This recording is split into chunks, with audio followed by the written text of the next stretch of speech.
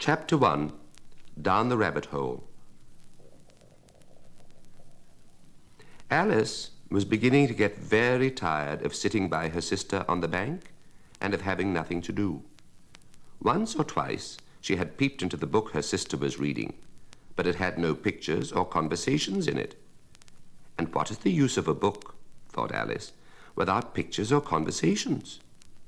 So she was considering in her own mind, as well as she could, for the hot day made her feel very sleepy and stupid, whether the pleasure of making a daisy chain would be worth the trouble of getting up and picking the daisies, when suddenly a white rabbit with pink eyes ran close by her. There was nothing so very remarkable in that, nor did Alice think it so very much out of the way to hear the rabbit say to itself, oh dear, I shall be too late." When she thought it over afterwards, it occurred to her that she ought to have wondered at this, but at the time it all seemed quite natural.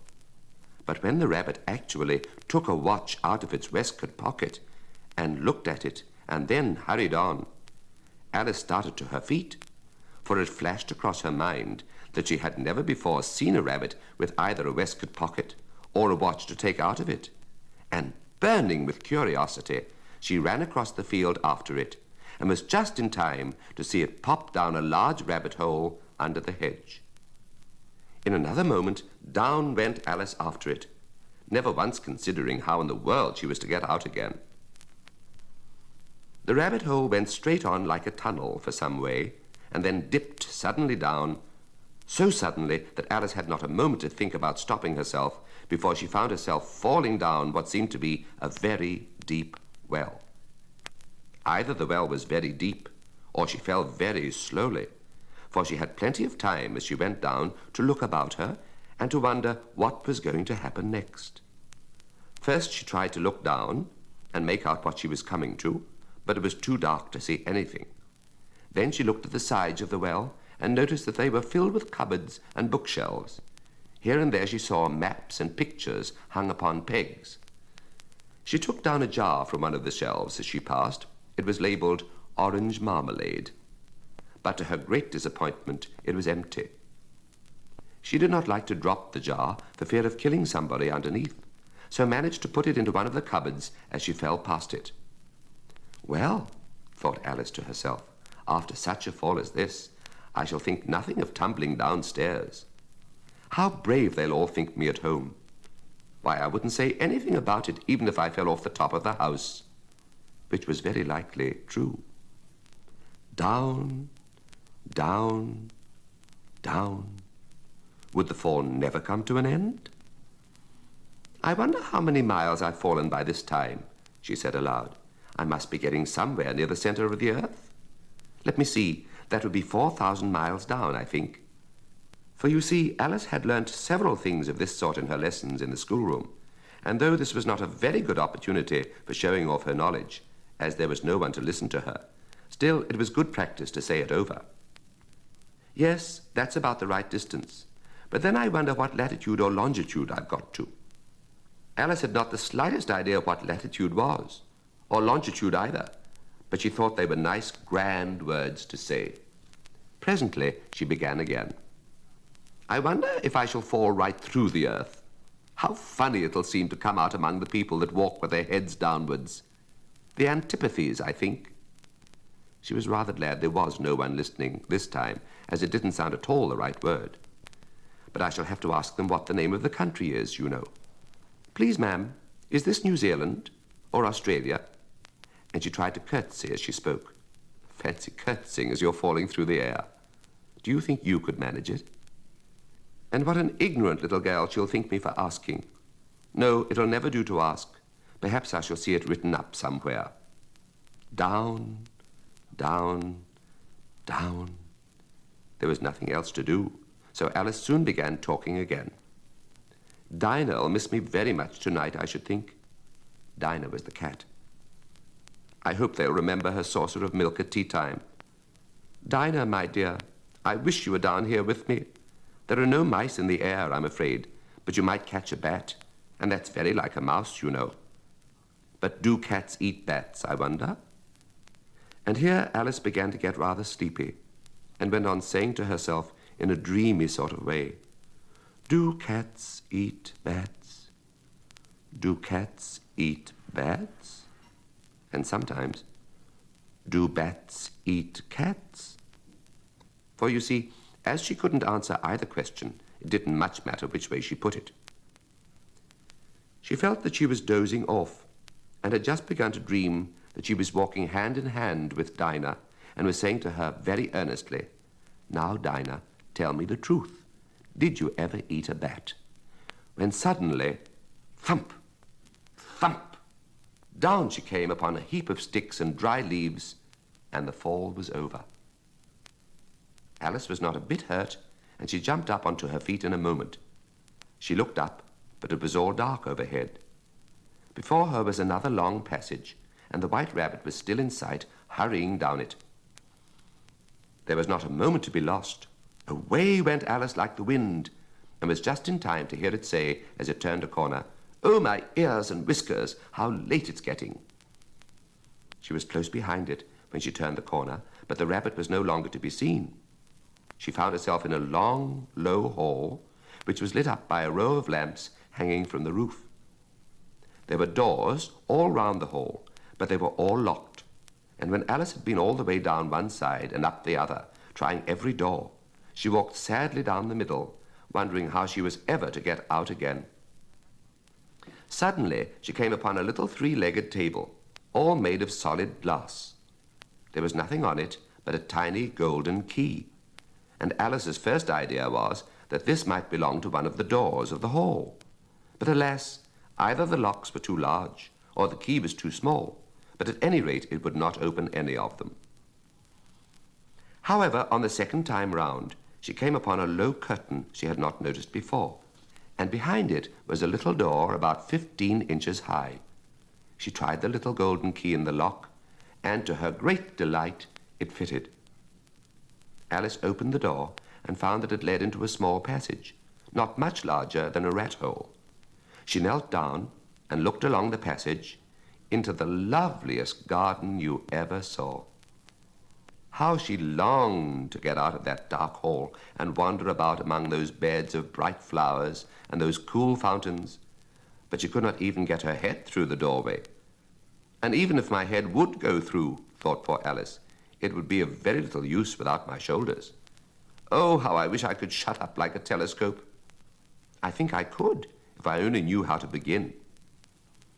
For you see, so many out-of-the-way things had happened lately that Alice had begun to think that very few things indeed were really impossible. There seemed to be no use in waiting by the little door, so she went back to the table, half hoping that she might find another key on it, or at any rate a book of rules for shutting people up like telescopes. This time she found a little bottle on it, which certainly was not here before, said Alice, and tied round the neck of the bottle was a paper label with the words, "Drink me," beautifully printed on it in large letters. It was all very well to say, "Drink me," but the wise little Alice was not going to do that in a hurry. "No, I'll look first," she said, "and see whether it's marked poison or not." For she had read several nice little stories about children who had got burnt and eaten up by wild beasts and other unpleasant things, all because they would not remember the simple rules their friends had taught them, such as that a red-hot poker will burn you if you hold it too long, and that if you cut your finger very deeply with a knife, it usually bleeds. And she had never forgotten that if you drink much from a bottle marked poison, it is almost certain to disagree with you sooner or later. However, this bottle was not marked poison, so Alice ventured to taste it, and finding it very nice. It had, in fact, a sort of mixed flavour of cherry tart, custard, pineapple, roast turkey, toffee, and hot buttered toast. She very soon finished it off. "What a curious feeling," said Alice. "I must be shutting up like a telescope." And so it was indeed. She was now only 10 inches high, and her face brightened up at the thought that she was now the right size for going through the little door into that lovely garden. First, however, she waited for a few minutes to see if she was going to shrink any further. She felt a little nervous about this, for it might end, you know, said Alice to herself, in my going out altogether, like a candle. I wonder what I should be like then. and she tried to fancy what the flame of a candle looks like after the candle is blown out, for she could not remember ever having seen such a thing. After a while, finding that nothing more happened, she decided on going into the garden at once. But alas for poor Alice! When she got to the door, she found she had forgotten the little golden key, and when she went back to the table for it, she found she could not possibly reach it. She could see it quite plainly through the glass, and she tried her best to climb up one of the legs of the table, but it was too slippery. And when she had tired herself out with trying, the poor little thing sat down and cried. "Come, there's no use in crying like that," said Alice to herself, rather sharply. "I advise you to leave off this minute." She generally gave herself very good advice, though she very seldom followed it. And sometimes she scolded herself so severely as to bring tears into her eyes. And once she remembered trying to box her own ears for having cheated herself in a game of croquet she was playing against herself. For this curious child was very fond of pretending to be two people. But it's no use now, thought poor Alice, to pretend to be two people, while there's hardly enough of me left to make one respectable person. Soon her eye fell on a little glass box that was lying under the table. She opened it and found in it a very small cake, on which the words, "Eat me," were beautifully marked in currants. "Well, I'll eat it," said Alice, "and if it makes me grow larger, I can reach the key. And if it makes me grow smaller, I can creep under the door. So either way I'll get into the garden, and I don't care which happens." She ate a little bit and said anxiously to herself, "Which way? Which way?" holding her hand on the top of her head to feel which way it was growing, and she was quite surprised to find that she remained the same size. To be sure, this is what generally happens when one eats cake, but Alice had got so much into the way of expecting nothing but out-of-the-way things to happen that it seemed quite dull and stupid for life to go on in the common way. So she set to work and very soon finished off the cake.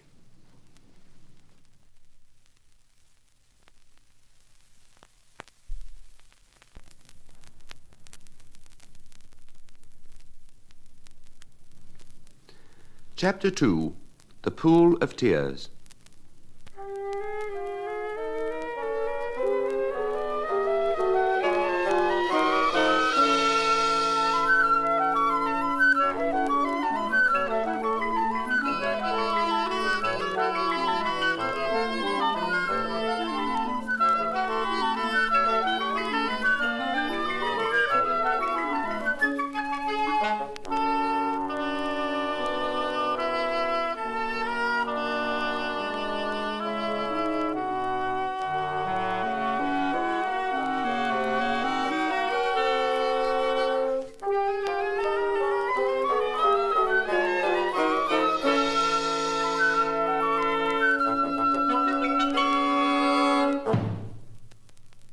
"Curiouser and curiouser," cried Alice. She was so much surprised that for the moment she quite forgot how to speak good English. "Now I'm opening out like the largest telescope that ever was. Goodbye, feet."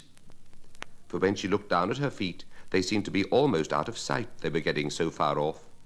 "Oh, my poor little feet, I wonder who will put on your shoes and stockings for you now, dears. I'm sure I shan't be able. I shall be a great deal too far off to trouble myself about you. You must manage the best way you can."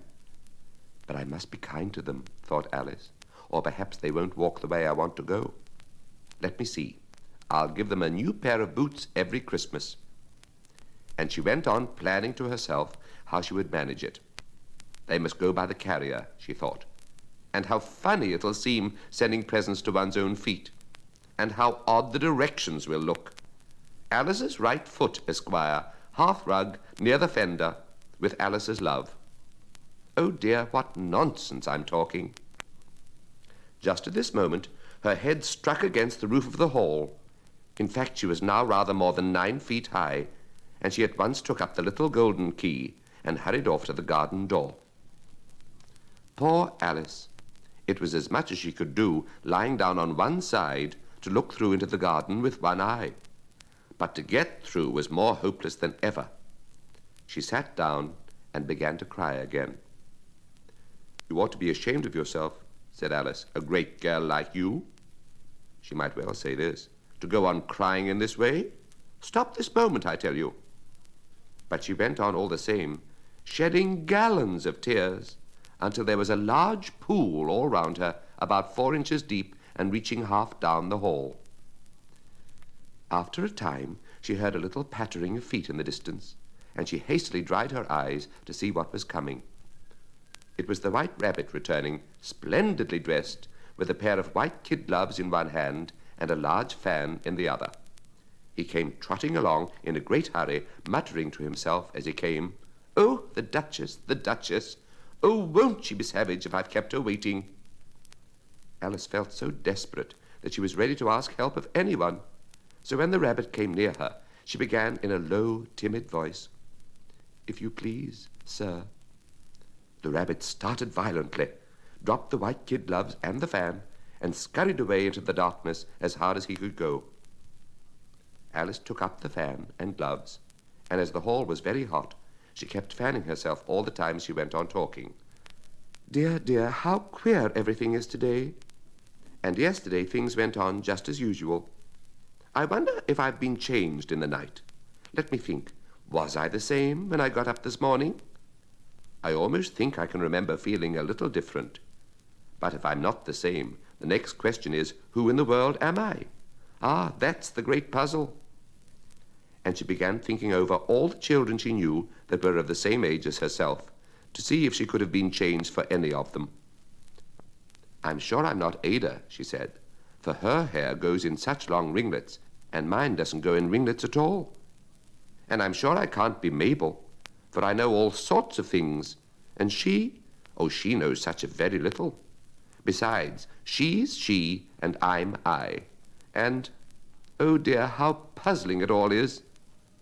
I'll try if I know all the things I used to know. Let me see. 4 times 5 is 12, and 4 times 6 is 13, and 4 times 7 is... Oh dear, I shall never get to 20 at that rate. However, the multiplication table doesn't signify. Let's try geography. London is the capital of Paris, and Paris is the capital of Rome, and Rome... No, that's all wrong, I'm certain. I must have been changed for Mabel. I'll try and say, how doth the little... And she crossed her hands on her lap, as if she were saying lessons, and began to repeat it. But her voice sounded hoarse and strange, and the words did not come the same as they used to do. How doth the little crocodile improve his shining tail, and pour the waters of the Nile on every golden scale? How cheerfully he seems to grin, how neatly spreads his claws, and welcomes little fishes in with gently smiling jaws. I'm sure those are not the right words, said poor Alice, and her eyes filled with tears again as she went on. I must be Mabel after all, and I shall have to go and live in that poky little house and have next to no toys to play with, and oh, ever so many lessons to learn. No, I've made up my mind about it. If I'm Mabel, I'll stay down here. It'll be no use their putting their heads down and saying, come up again, dear. I shall only look up and say, who am I then? Tell me that first, and then, if I like being that person, I'll come up. If not, I'll stay down here till I'm somebody else. But oh, dear, cried Alice, with a sudden burst of tears, I do wish they would put their heads down. I'm so very tired of being all alone here. As she said this, she looked down at her hands, and was surprised to see that she had put on one of the rabbit's little white kid gloves while she was talking. How can I have done that, she thought. I must be growing small again. She got up and went to the table to measure herself by it, and found that, as nearly as she could guess, she was now about 2 feet high, and was going on shrinking rapidly. She soon found out that the cause of this was the fan she was holding, and she dropped it hastily, just in time to save herself from shrinking away altogether. That was a narrow escape, said Alice, a good deal frightened at the sudden change, but very glad to find herself still in existence. And now for the garden. And she ran with all speed back to the little door. But alas, the little door was shut again, and the little golden key was lying on the glass table as before. And things are worse than ever, thought the poor child, for I never was so small as this before, never, and I declare it's too bad that it is."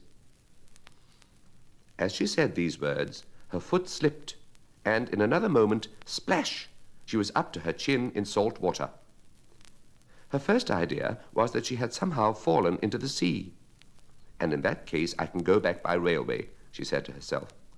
Alice had been to the seaside once in her life, and had come to the general conclusion that wherever you go to on the English coast, you find a number of bathing machines in the sea, some children digging in the sand with wooden spades, then a row of lodging houses, and behind them a railway station. However, she soon made out that she was in the pool of tears which she had wept when she was 9 feet high. "I wish I hadn't cried so much," said Alice, as she swam about, trying to find her way out.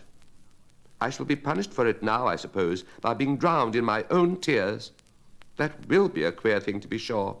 However, everything is queer today." Just then she heard something splashing about in the pool a little way off, and she swam nearer to make out what it was. At first she thought it must be a walrus or a hippopotamus, but then she remembered how small she was now, and she soon made out that it was only a mouse that had slipped in like herself. Would it be of any use now, thought Alice, to speak to this mouse? Everything is so out of the way down here that I should think very likely it can talk. At any rate, there's no harm in trying. So she began. "Oh, mouse, do you know the way out of this pool? I'm very tired of swimming about here. Oh, mouse." Alice thought this must be the right way of speaking to a mouse. She had never done such a thing before, but she remembered having seen in her brother's Latin grammar, "A mouse, of a mouse, to a mouse, oh, mouse." The mouse looked at her rather inquisitively, and seemed to her to wink with one of its little eyes, but it said nothing. "Perhaps it doesn't understand English," thought Alice. "I dare say it's a French mouse, come over with William the Conqueror." For with all her knowledge of history, Alice had no very clear notion how long ago anything had happened. So she began again. "Où est ma chatte?" which was the first sentence in her French lesson book. The mouse gave a sudden leap out of the water, and seemed to quiver all over with fright. "Oh, I beg your pardon," cried Alice hastily, afraid that she had hurt the poor animal's feelings. "I quite forgot you didn't like cats." "Not like cats," cried the mouse in a shrill, passionate voice. "Would you like cats if you were me?" "Well, perhaps not," said Alice in a soothing tone. "Don't be angry about it. And yet I wish I could show you our cat Dinah. I think you'd take a fancy to cats if you could only see her. She is such a dear, quiet thing," Alice went on, half to herself as she swam lazily about in the pool. "And she sits purring so nicely by the fire, licking her paws and washing her face. And she is such a nice, soft thing to nurse. And she's such a capital one for catching mice." "Oh, I beg your pardon," cried Alice again, for this time the mouse was bristling all over, and she felt certain it must be really offended. "We won't talk about her any more if you'd rather not." "We, indeed," cried the mouse, who was trembling down to the end of his tail. "As if I would talk on such a subject. Our family always hated cats. Nasty, low, vulgar things.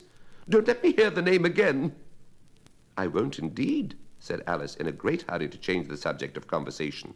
Are you fond of dogs?"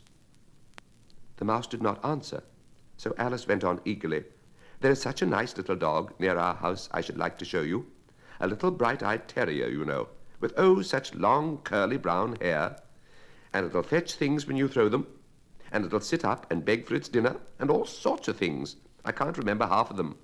And it belongs to a farmer, you know, and he says it's so useful it's worth £100. He says it kills all the rats, and—" "Oh, dear," cried Alice in a sorrowful tone, "I'm afraid I've offended it again." For the mouse was swimming away from her as hard as it could go, and making quite a commotion in the pool as it went. So she called softly after it, "Mouse, dear, do come back again, and we won't talk about cats or dogs either, if you don't like them."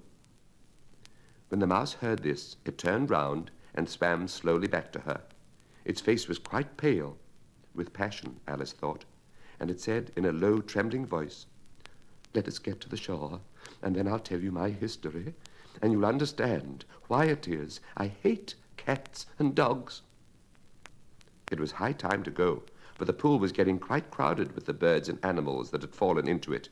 There was a duck and a dodo, a lorry and an eaglet, and several other curious creatures.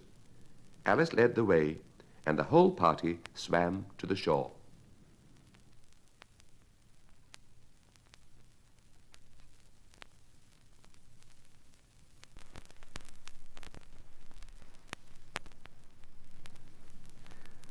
Chapter 3, A Caucus-Race and a Long Tail.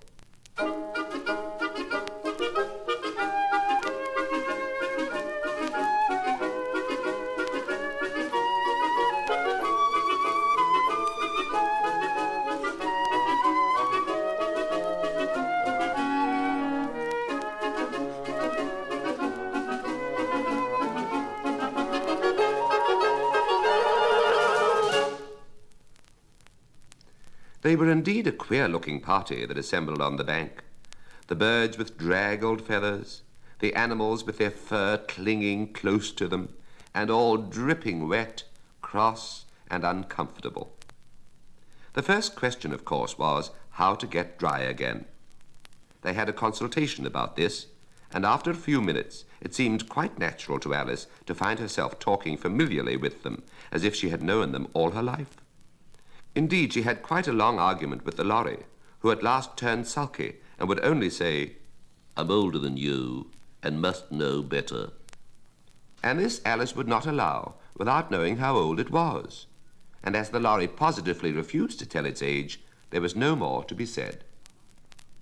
At last the mouse, who seemed to be a person of some authority among them, called out, "Sit down, all of you, and listen to me. I'll soon make you dry enough." They all sat down at once in a large ring, with the mouse in the middle. Alice kept her eyes anxiously fixed on it, for she felt sure she would catch a bad cold if she did not get dry very soon. "Ahem!" said the mouse, with an important air. "Are you all ready? This is the driest thing I know. Silence all round, if you please. William the Conqueror, whose cause was favoured by the Pope, was soon submitted to by the English, who wanted leaders, and had been of late much accustomed to usurpation and conquest. Edwin and Morcar, the Earls of Mercia and Northumbria—" "Ugh," said the lorry with a shiver. "I beg your pardon?" said the mouse, frowning but very politely. "Did you speak?"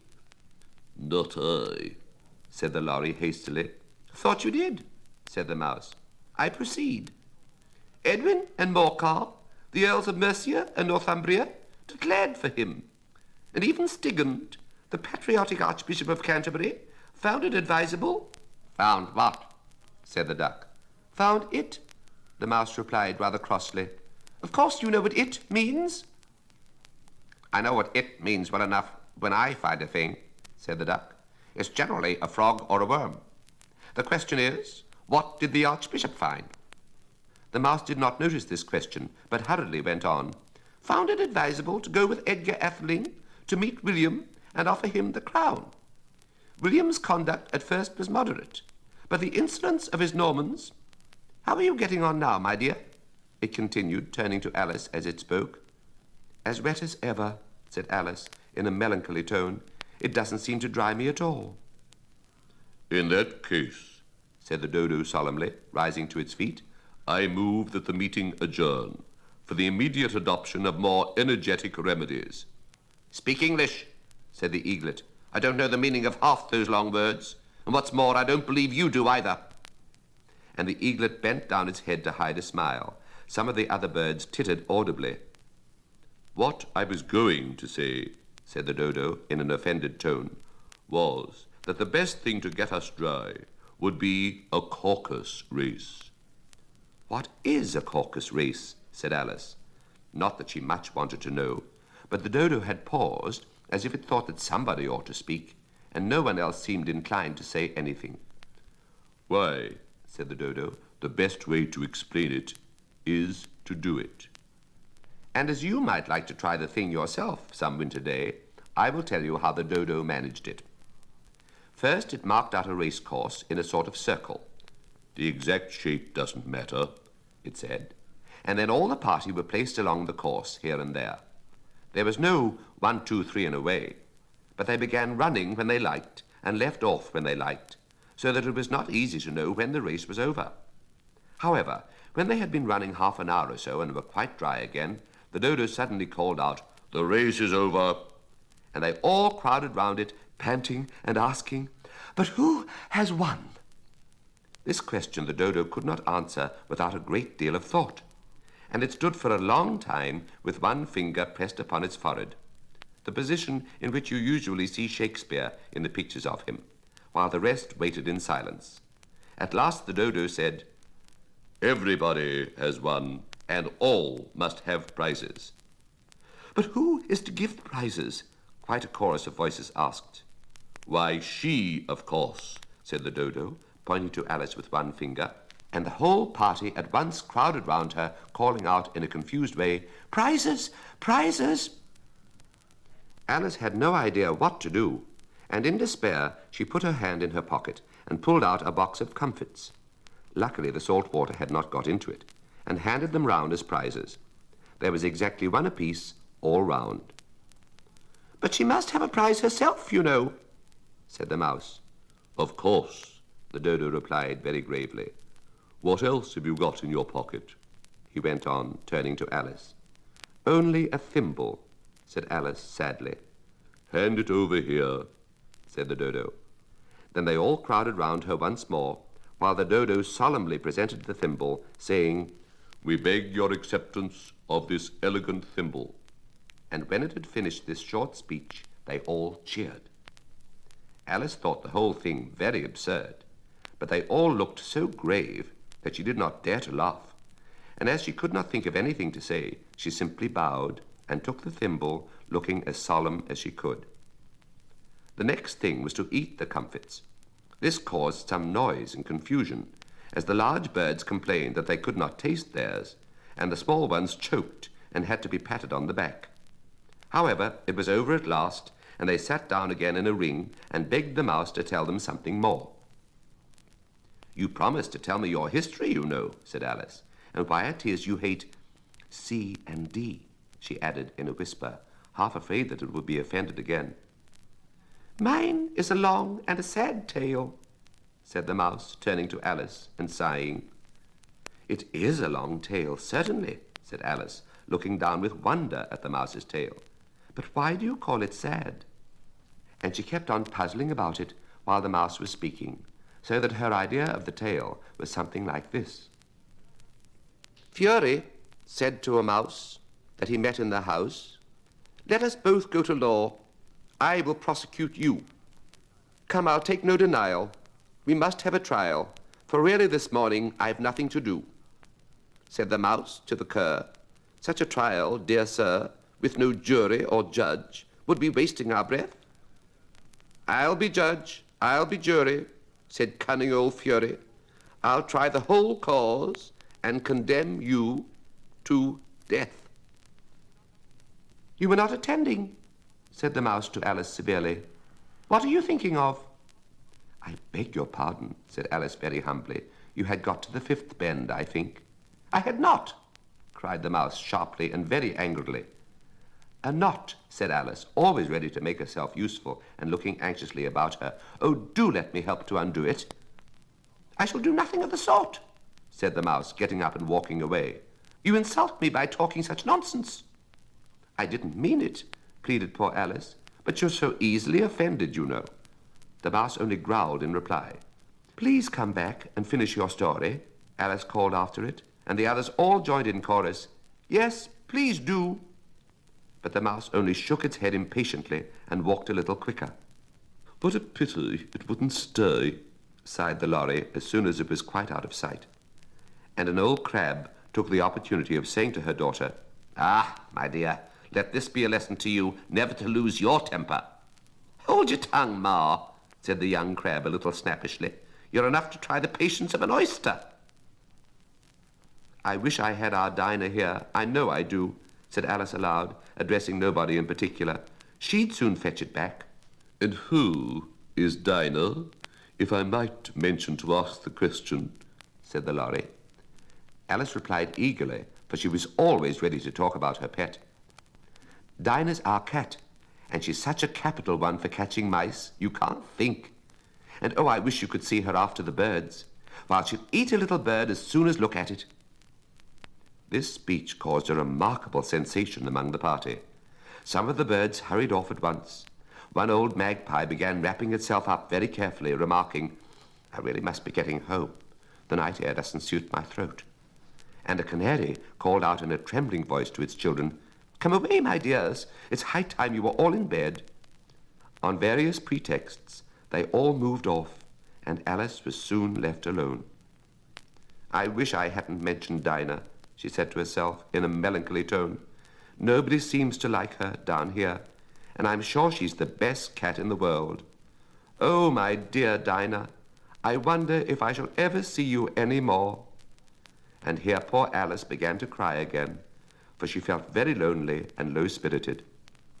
In a little while, however, she again heard a little pattering of footsteps in the distance, and she looked up eagerly, half hoping that the mouse had changed his mind and was coming back to finish his story.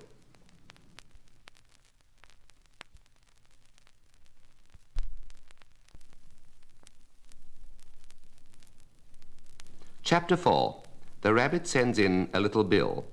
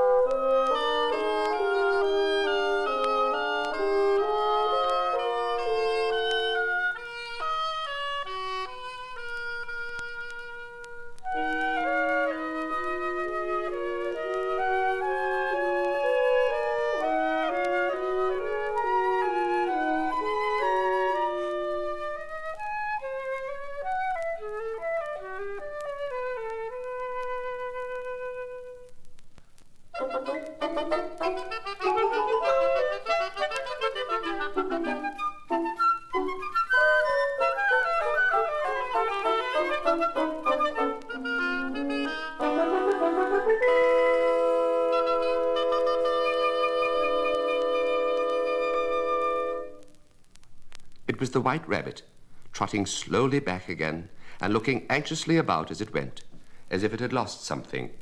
And she heard it muttering to itself, the Duchess, oh, my dear paws, oh, my fur and whiskers, she'll get me executed as sure as ferrets are ferrets. Where can I have dropped them, I wonder?" Alice guessed in a moment that it was looking for the fan and the pair of white kid gloves, and she very good-naturedly began hunting about for them. But they were nowhere to be seen. Everything seemed to have changed since her swim in the pool, and the great hall with the glass table and the little door had vanished completely. Very soon the rabbit noticed Alice as she went hunting about, and called out to her in an angry tone, "Why, Marianne, what are you doing out here? Run home this moment and fetch me a pair of gloves and a fan. Quick now!" And Alice was so much frightened that she ran off at once in the direction it pointed to, without trying to explain the mistake that it had made. "He took me for his housemaid," she said to herself as she ran. "How surprised he'll be when he finds out who I am. But I'd better take him his fan and gloves. That is, if I can find them." As she said this, she came upon a neat little house, on the door of which was a bright brass plate with the name W. Rabbit engraved upon it. She went in without knocking, and hurried upstairs, in great fear lest she should meet the real Marianne and be turned out of the house before she had found the fan and gloves.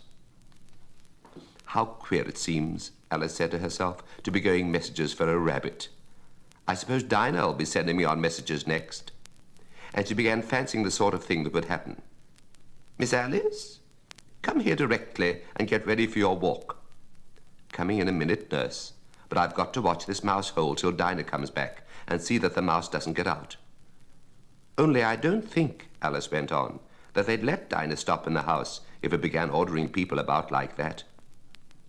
By this time, she had found her way into a tidy little room with a table in the window, and on it, as she had hoped, a fan and 2 or 3 pairs of tiny white kid gloves. She took up the fan and a pair of the gloves and was just going to leave the room when her eye fell upon a little bottle that stood near the looking-glass. There was no label this time with the words, "Drink me," but nevertheless she uncorked it and put it to her lips. "I know something interesting is sure to happen," she said to herself, "whenever I eat or drink anything, so I'll just see what this bottle does. I do hope it'll make me grow large again, for really I'm quite tired of being such a tiny little thing." It did so indeed, and much sooner than she had expected. Before she had drunk half the bottle, she found her head pressing against the ceiling and had to stoop to save her neck from being broken. She hastily put down the bottle, saying to herself, "That's quite enough. I hope I shan't grow any more. As it is, I can't get out at the door. I do wish I hadn't drunk quite so much." Alas, it was too late to wish that. She went on growing and growing, and very soon had to kneel down on the floor. In another minute there was not even room for this, and she tried the effect of lying down with one elbow against the door and the other arm curled round her head. Still she went on growing, and as a last resource she put one arm out of the window and one foot up the chimney and said to herself, "Now I can do no more, whatever happens. What will become of me?" Luckily for Alice, the little magic bottle had now had its full effect, and she grew no larger. Still, it was very uncomfortable, and as there seemed to be no sort of chance of her ever getting out of the room again, no wonder she felt unhappy. It was much pleasanter at home, thought poor Alice, when one wasn't always growing larger and smaller and being ordered about by mice and rabbits. I almost wish I hadn't gone down that rabbit hole. And yet, it's rather curious, you know, this sort of life. I do wonder what can have happened to me. When I used to read fairy tales, I fancied that kind of thing never happened, and now here I am in the middle of one. There ought to be a book written about me, that there ought. And when I grow up, I'll write one. But I'm grown up now, she added in a sorrowful tone. At least there's no room to grow up any more here. But then, thought Alice, shall I never get any older than I am now? That'll be a comfort one way, never to be an old woman. But then, always to have lessons to learn. Oh, I shouldn't like that. "Oh, you foolish Alice," she answered herself. "How can you learn lessons in here? Why, there's hardly room for you, and no room at all for any lesson books." And so she went on, taking first one side and then the other, and making quite a conversation of it altogether. But after a few minutes, she heard a voice outside and stopped to listen. "Marianne? Marianne?" said the voice. "Fetch me my gloves this moment." Then came a little pattering of feet on the stairs. Alice knew it was the rabbit coming to look for her, and she trembled till she shook the house, quite forgetting that she was now about 1,000 times as large as the rabbit, and had no reason to be afraid of it. Presently the rabbit came up to the door and tried to open it, but as the door opened inwards, and Alice's elbow was pressed hard against it, that attempt proved a failure. Alice heard it say to itself, "Then I'll go round and get in at the window." "That you won't," thought Alice, and after waiting till she fancied she heard the rabbit just under the window, she suddenly spread out her hand and made a snatch in the air. She did not get hold of anything, but she heard a little shriek and a fall and a crash of broken glass, from which she concluded that it was just possible it had fallen into a cucumber frame or something of the sort. Next came an angry voice, the rabbit's. "Pat! Pat! Where are you?" And then a voice she had never heard before. "Sure that I'm here, digging for apples, Your Honor." "Digging for apples, indeed," said the rabbit angrily. "Here, come and help me out of this." Sounds of more broken glass. "Now tell me, Pat, what's that in the window?" "Sure it's an arm, Your Honor." He pronounced it arm. "An arm, you goose? Who ever saw one that size? Why, it fills the whole window." "Sure it does, Your Honor, but it's an arm for all that." "Well, it's got no business there at any rate. Go and take it away." There was a long silence after this, and Alice could only hear whispers now and then, such as, Sure, I don't like it, Your Honor, at all, at all. Do as I tell you, you coward. And at last she spread out her hand again and made another snatch in the air. This time there were 2 little shrieks and more sounds of broken glass. What a number of cucumber frames there must be, thought Alice. I wonder what they'll do next. As for pulling me out of the window, I only wish they could. I'm sure I don't want to stay in here any longer. She waited for some time without hearing anything more. At last came a rumbling of little cartwheels and the sound of a good many voices all talking together. She made out the words, "Where's the other ladder? Why, I hadn't to bring but one. Bill's got the other. Bill, fetch it here, lad. Here, put him up at this corner. No, tie 'em together first. They don't reach half high enough yet. Oh, they'll do well enough. Don't be particular. Here, Bill, catch hold of this rope. Will the roof bear? Mind that loose slate. Oh, it's coming down. Heads below. A loud crash. Now, who did that? It was Bill, I fancy. Who's to go down the chimney? Nay, I shan't. You do it. That I won't, then. Bill's got to go down. Here, Bill. The master says you've got to go down the chimney. Oh, so Bill's got to come down the chimney, has he? Said Alice to herself. Why, they seem to put everything upon Bill. I wouldn't be in Bill's place for a good deal. This fireplace is narrow, to be sure, but I think I can kick a little. She drew her foot as far down the chimney as she could and waited till she heard a little animal, she couldn't guess of what sort it was, scratching and scrambling about in the chimney close above her, and then saying to herself, "This is Bill." She gave one sharp kick and waited to see what would happen next. The first thing she heard was a general chorus of, "There goes Bill," and then the rabbit's voice alone, "Catch him, you by the hedge." Then silence, and then another confusion of voices. "Hold up his head. Brandy now. Don't choke him." "How was it, old fellow? What happened to you? Tell us all about it." Last came a little feeble, squeaking voice. "That's Bill," thought Alice. "Well, I hardly know. No more, thank ye. I'm better now. But I'm a deal too flustered to tell you. All I know is something comes at me like a jack-in-the-box, and up I goes like a skyrocket." "So you did, old fella," said the others. "We must burn the house down," said the rabbit's voice, and Alice called out as loud as she could, "If you do, I'll set Dinah at you." There was a dead silence instantly, and Alice thought to herself, "I wonder what they will do next. If they had any sense, they'd take the roof off." After a minute or two, they began moving about again, and Alice heard the rabbit say, "A barrowful will do to begin with." A barrowful of what? Thought Alice. But she had not long to doubt, for the next moment a shower of little pebbles came rattling in at the window, and some of them hit her in the face. "I'll put a stop to this," she said to herself, and shouted out, "You'd better not do that again," which produced another dead silence. Alice noticed, with some surprise, that the pebbles were all turning into little cakes as they lay on the floor, and a bright idea came into her head. "If I eat one of these cakes," she thought, "it's sure to make some change in my size, and as it can't possibly make me larger, it must make me smaller, I suppose." So she swallowed one of the cakes, and was delighted to find that she began shrinking directly. As soon as she was small enough to get through the door, she ran out of the house and found quite a crowd of little animals and birds waiting outside. The poor little lizard, Bill, was in the middle, being held up by 2 guinea pigs who were giving it something out of a bottle. They all made a rush at Alice the moment she appeared, but she ran off as hard as she could and soon found herself safe in a thick wood. "The first thing I've got to do," said Alice to herself as she wandered about in the wood, "is to grow up to my right size again, and the second thing is to find my way into that lovely garden. I think that will be the best plan." It sounded an excellent plan, no doubt, and very neatly and simply arranged. The only difficulty was that she had not the smallest idea how to set about it, and while she was peering about anxiously among the trees, a little sharp bark just over her head made her look up in a great hurry. An enormous puppy was looking down at her with large, round eyes, and feebly stretching out one paw, trying to touch her.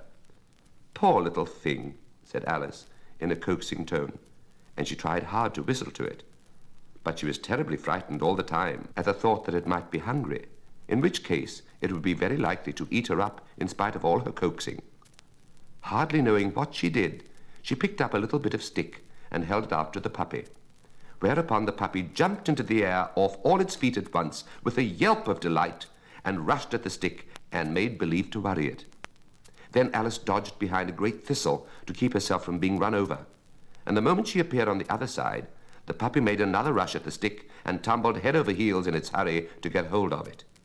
Then Alice, thinking it was very like having a game of play with a cart horse, and expecting every moment to be trampled under its feet, ran round the thistle again.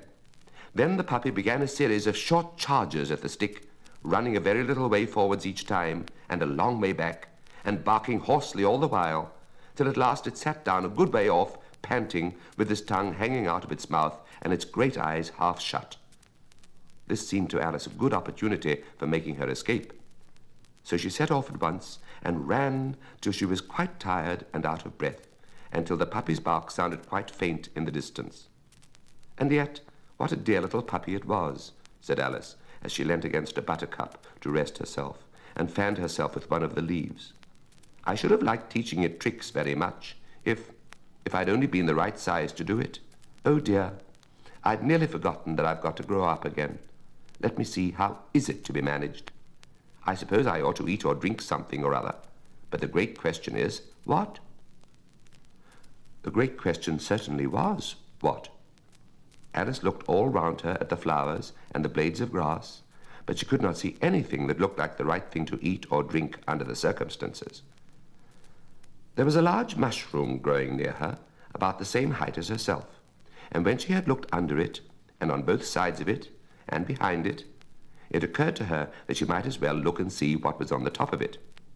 She stretched herself up on tiptoe and peeped over the edge of the mushroom, and her eyes immediately met those of a large blue caterpillar that was sitting on the top with its arms folded, quietly smoking a long hookah, and taking not the smallest notice of her or of anything else.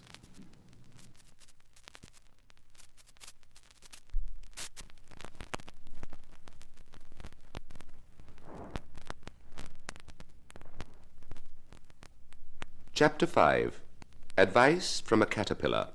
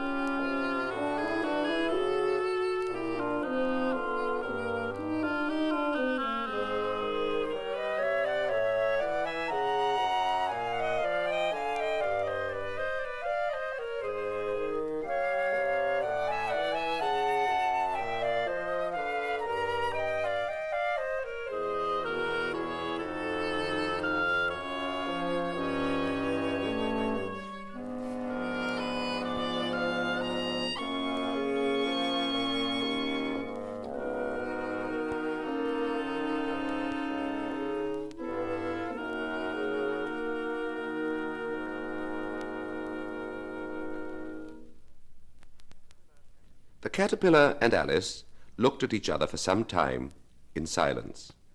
At last the caterpillar took the hookah out of its mouth and addressed her in a languid, sleepy voice. "Who are you?" said the caterpillar. This was not an encouraging opening for a conversation.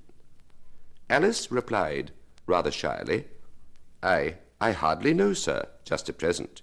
At least I know who I was when I got up this morning. But I think I must have been changed several times since then. What do you mean by that? Said the caterpillar sternly. Explain yourself. I can't explain myself, I'm afraid, sir, said Alice, because I'm not myself, you see. I don't see, said the caterpillar. I'm afraid I can't put it more clearly, Alice replied very politely, for I can't understand it myself to begin with, and being so many different sizes in a day is very confusing. It isn't, said the caterpillar. Well, perhaps you haven't found it so yet, said Alice, but when you have to turn into a chrysalis, you will some day, you know, and then after that into a butterfly. I should think you'll feel it a little queer, won't you? Not a bit, said the caterpillar. Well, perhaps your feelings may be different, said Alice. All I know is it would feel very queer to me. You, said the caterpillar contemptuously. Who are you? Which brought them back again to the beginning of the conversation. Alice felt a little irritated at the caterpillar's making such very short remarks, and she drew herself up and said very gravely, I think you ought to tell me who you are first. Why? Said the caterpillar. Here was another puzzling question, and as Alice could not think of any good reason, and as the caterpillar seemed to be in a very unpleasant state of mind, she turned away. Come back, the caterpillar called after her. I've something important to say. This sounded promising, certainly. Alice turned and came back again. Keep your temper, said the caterpillar. Is that all? Said Alice, swallowing down her anger as well as she could. No, said the caterpillar. Alice thought she might as well wait, as she had nothing else to do, and perhaps after all it might tell her something worth hearing. For some minutes it puffed away without speaking, but at last it unfolded its arms, took the hooker out of its mouth again, and said, So you think you're changed, do you? I'm afraid I am, sir, said Alice. I can't remember things as I used, and I don't keep the same size for 10 minutes together. Can't remember what things? Said the caterpillar. Well, I've tried to say, how doth the little busy bee, but it all came different, Alice replied in a very melancholy voice. Repeat, you are old, Father William, said the caterpillar. Alice folded her hands and began. You are old, Father William, the young man said, and your hair has become very white, and yet you incessantly stand on your head. Do you think at your age it is right? In my youth, Father William replied to his son, I fear it might injure the brain. But now that I'm perfectly sure I have none, why, I do it again and again. You are old, said the youth, as I mentioned before, and have grown most uncommonly fat. Yet you turned a back somersault in at the door. Pray, what is the reason of that?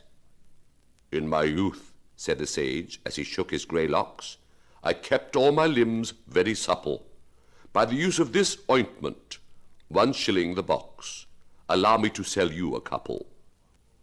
You are old, said the youth, and your jaws are too weak for anything tougher than suet. Yet you finished the goose with the bones and the beak.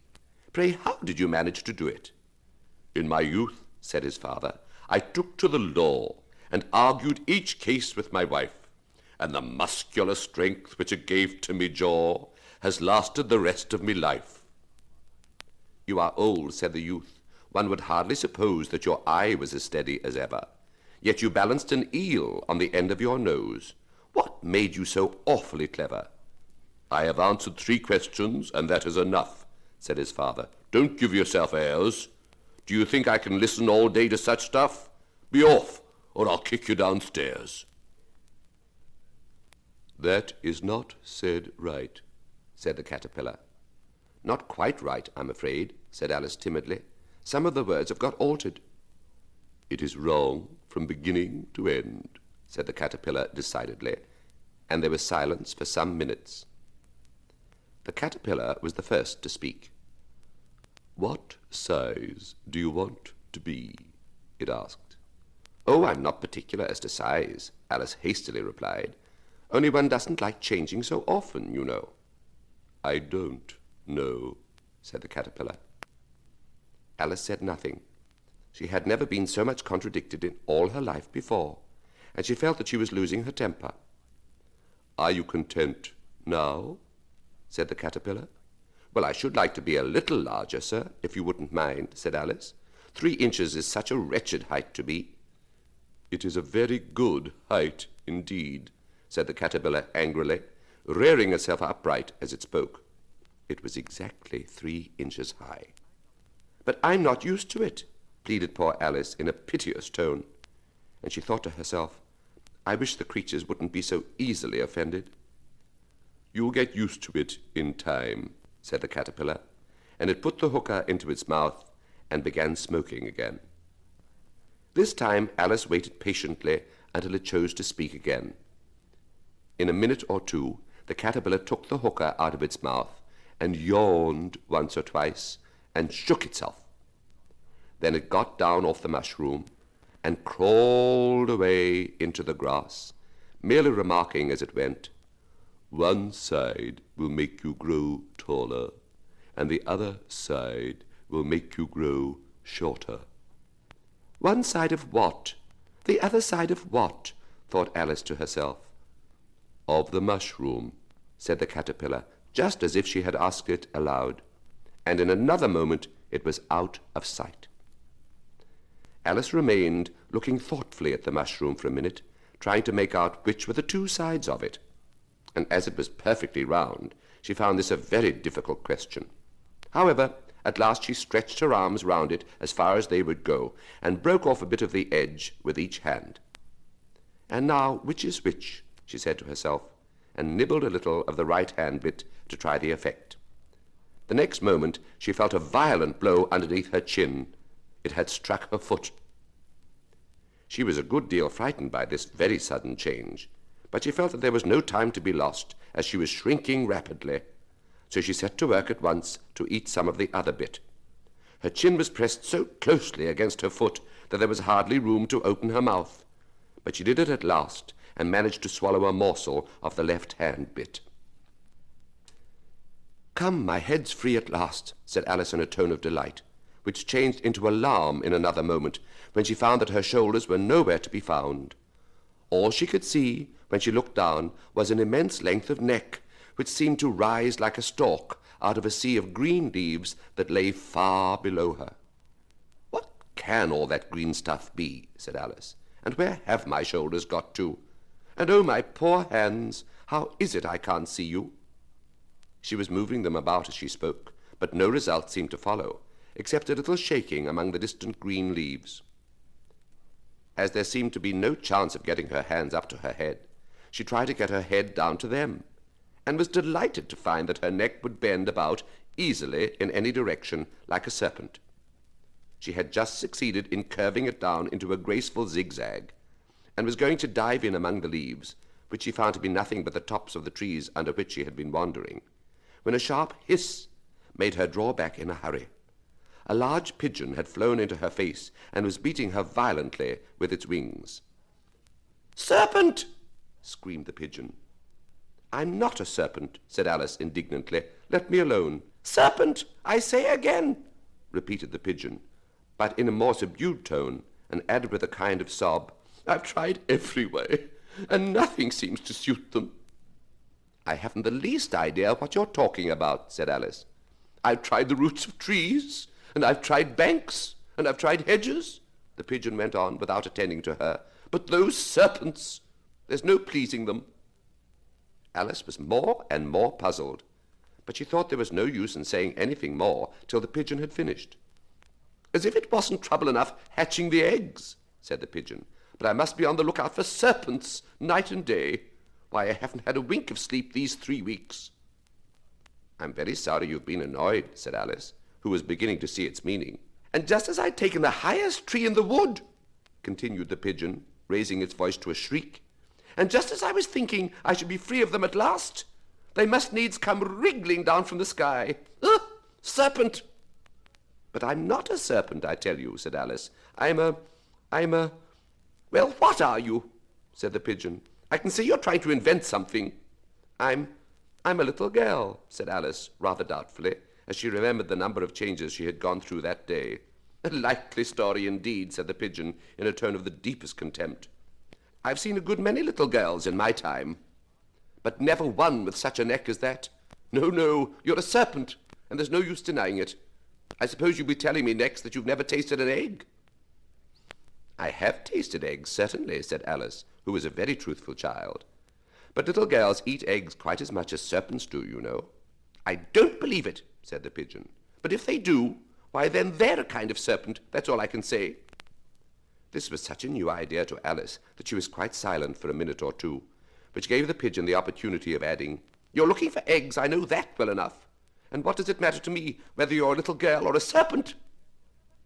"It matters a good deal to me," said Alice hastily, "but I'm not looking for eggs as it happens.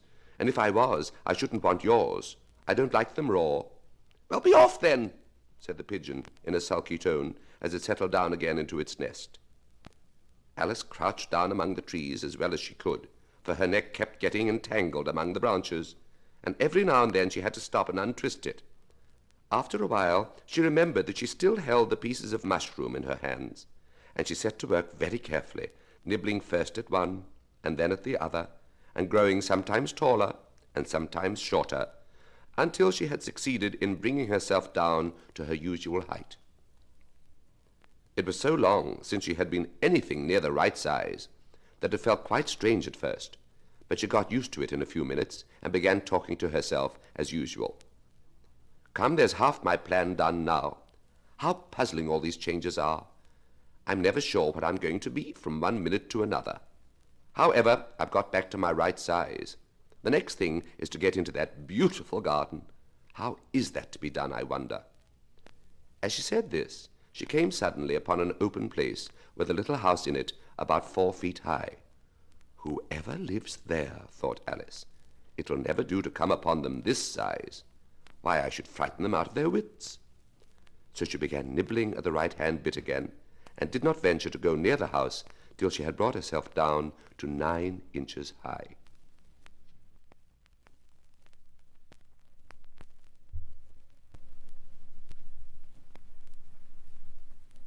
Chapter 6.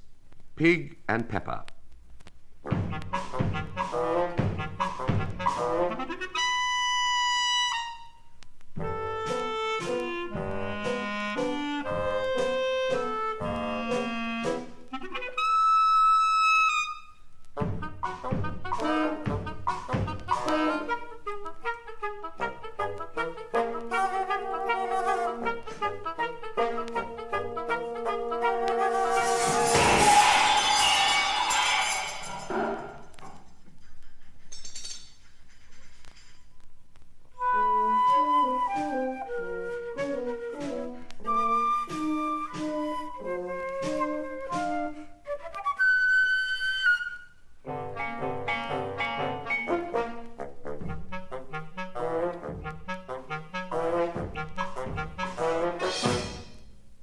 For a minute or two she stood looking at the house and wondering what to do next, when suddenly a footman in livery came running out of the wood.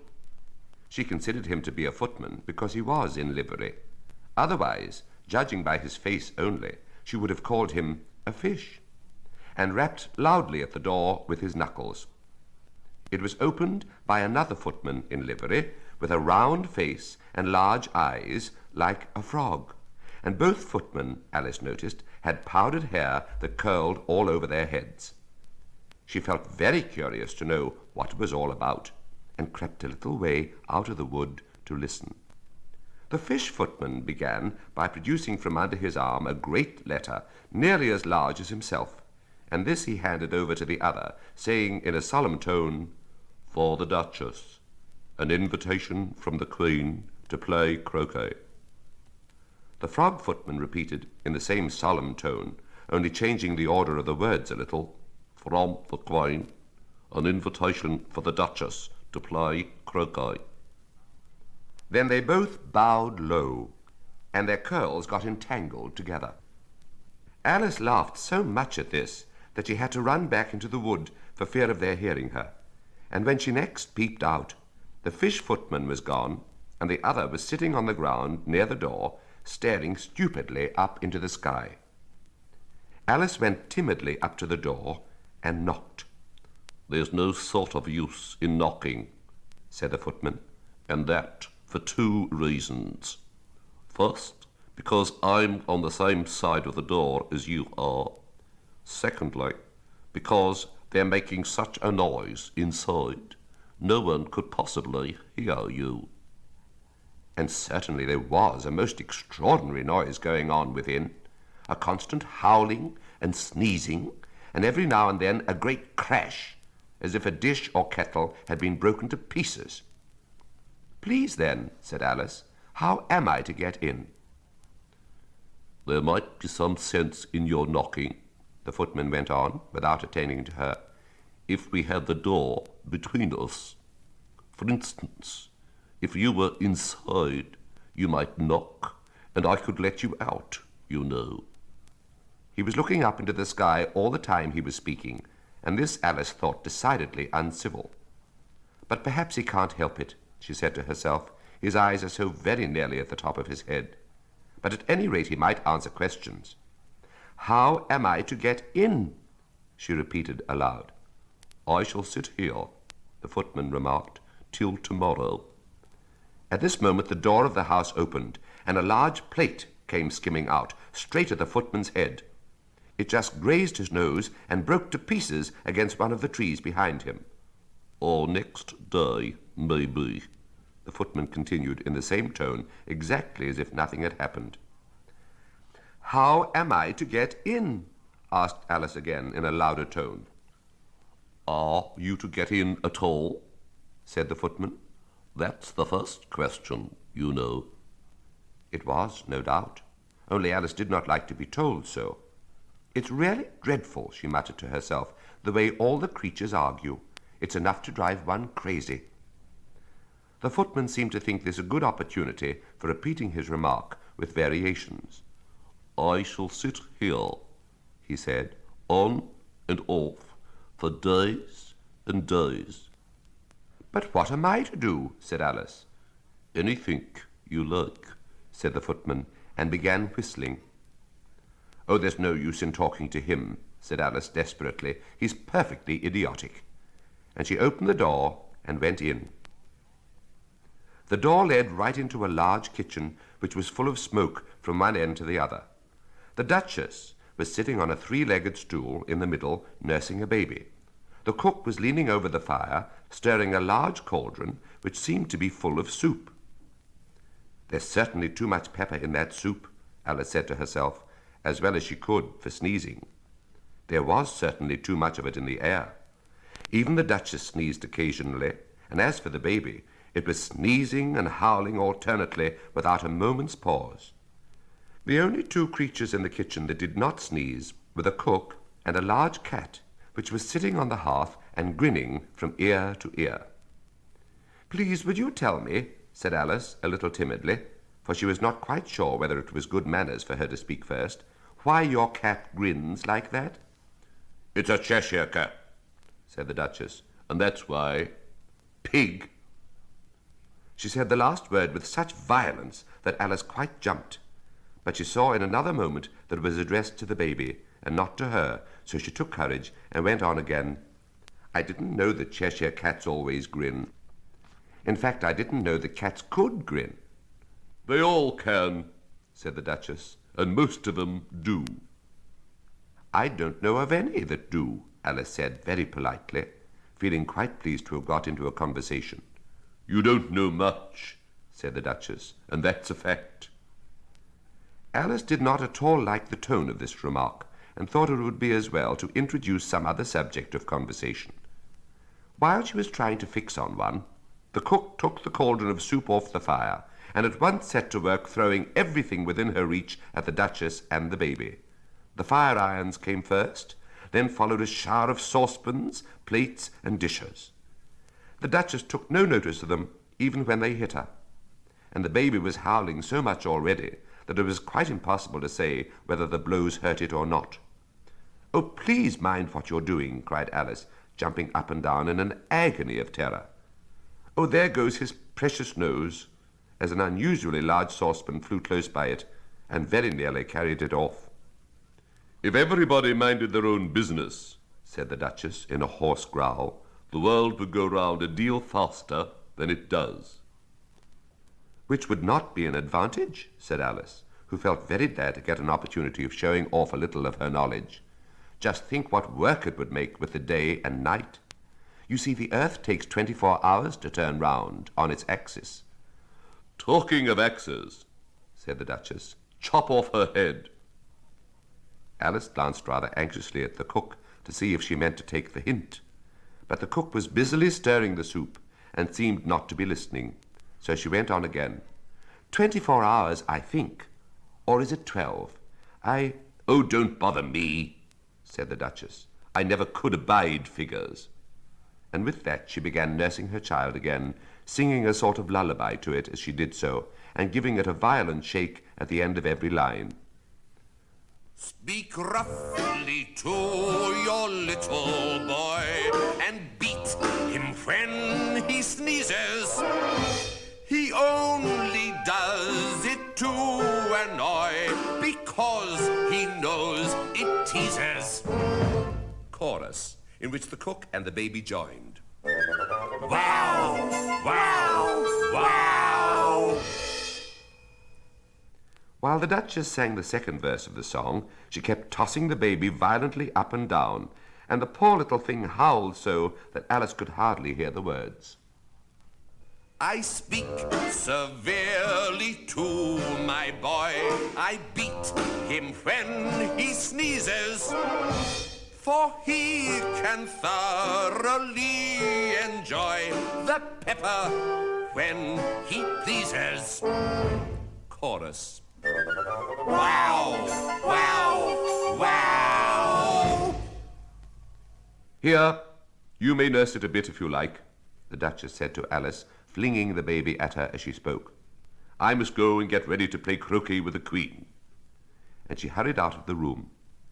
The cook threw a frying pan after her as she went, but it just missed her. Alice caught the baby with some difficulty, as it was a queer-shaped little creature, and held out its arms and legs in all directions. Just like a starfish, thought Alice.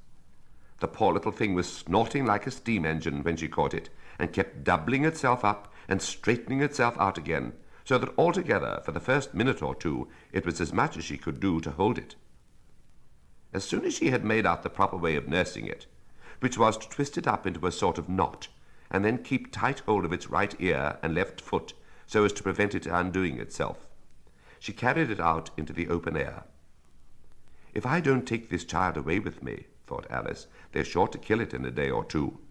Wouldn't it be murder to leave it behind?" She said the last words out loud, and the little thing grunted in reply. It had left off sneezing by this time. "Don't grunt," said Alice. "That's not at all a proper way of expressing yourself." The baby grunted again, and Alice looked very anxiously into its face to see what was the matter with it. There could be no doubt that it had a very turn-up nose, much more like a snout than a real nose. Also, its eyes were getting extremely small for a baby. Altogether, Alice did not like the look of the thing at all. But perhaps it was only sobbing, she thought, and looked into its eyes again to see if there were any tears. No, there were no tears. "If you're going to turn into a pig, my dear," said Alice seriously, "I'll have nothing more to do with you. Mind now." The poor little thing sobbed again, or grunted, it was impossible to say which, and they went on for some while in silence. Alice was just beginning to think to herself, "Now what am I to do with this creature when I get it home?" when it grunted again, so violently that she looked down into its face in some alarm. This time there could be no mistake about it. It was neither more nor less than a pig, and she felt that it would be quite absurd for her to carry it any further.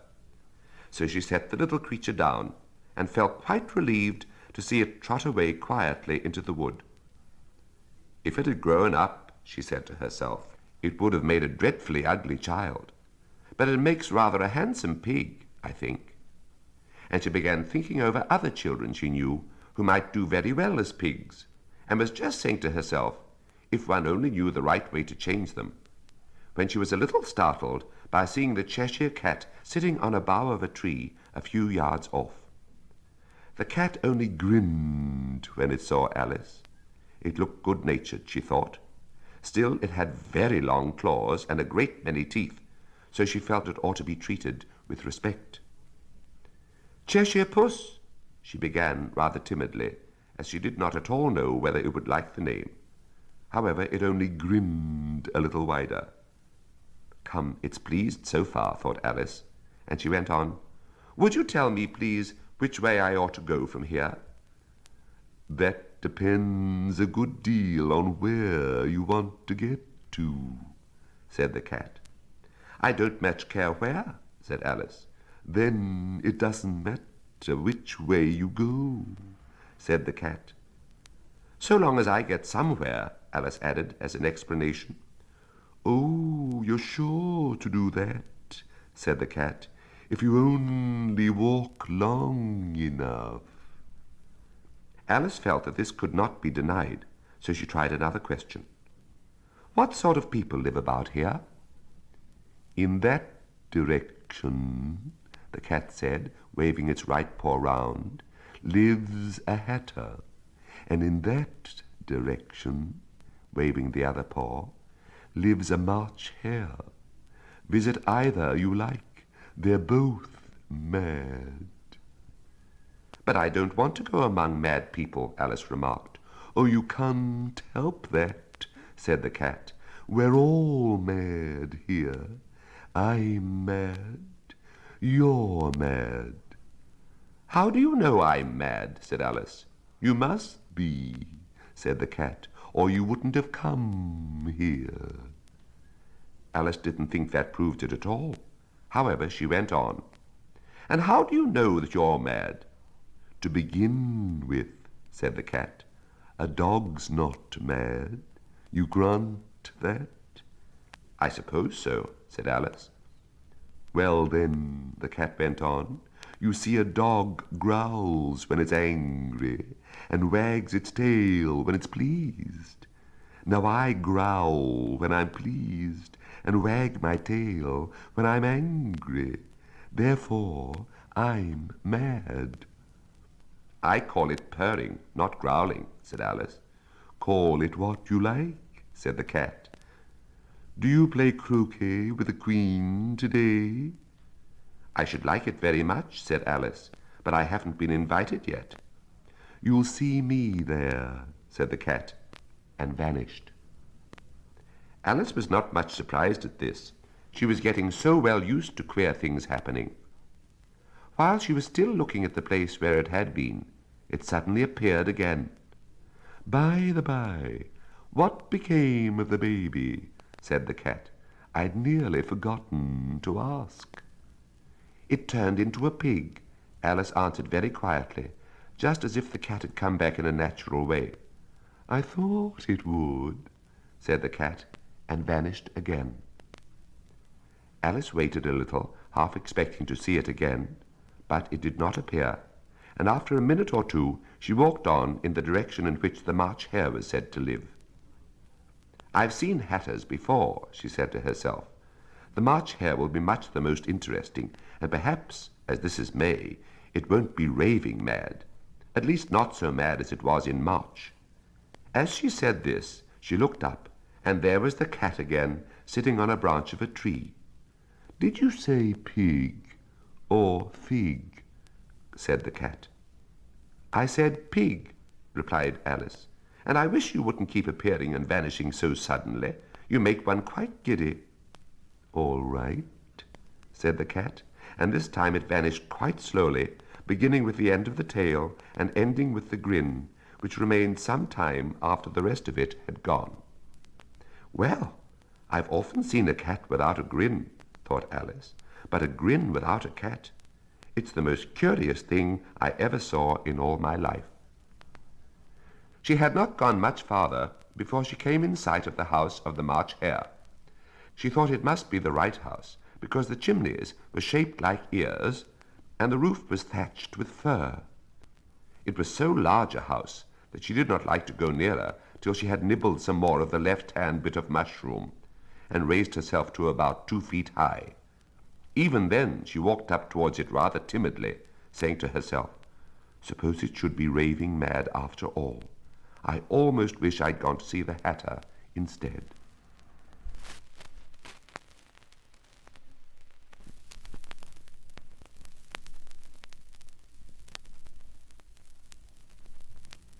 Chapter 7. A Mad Tea Party.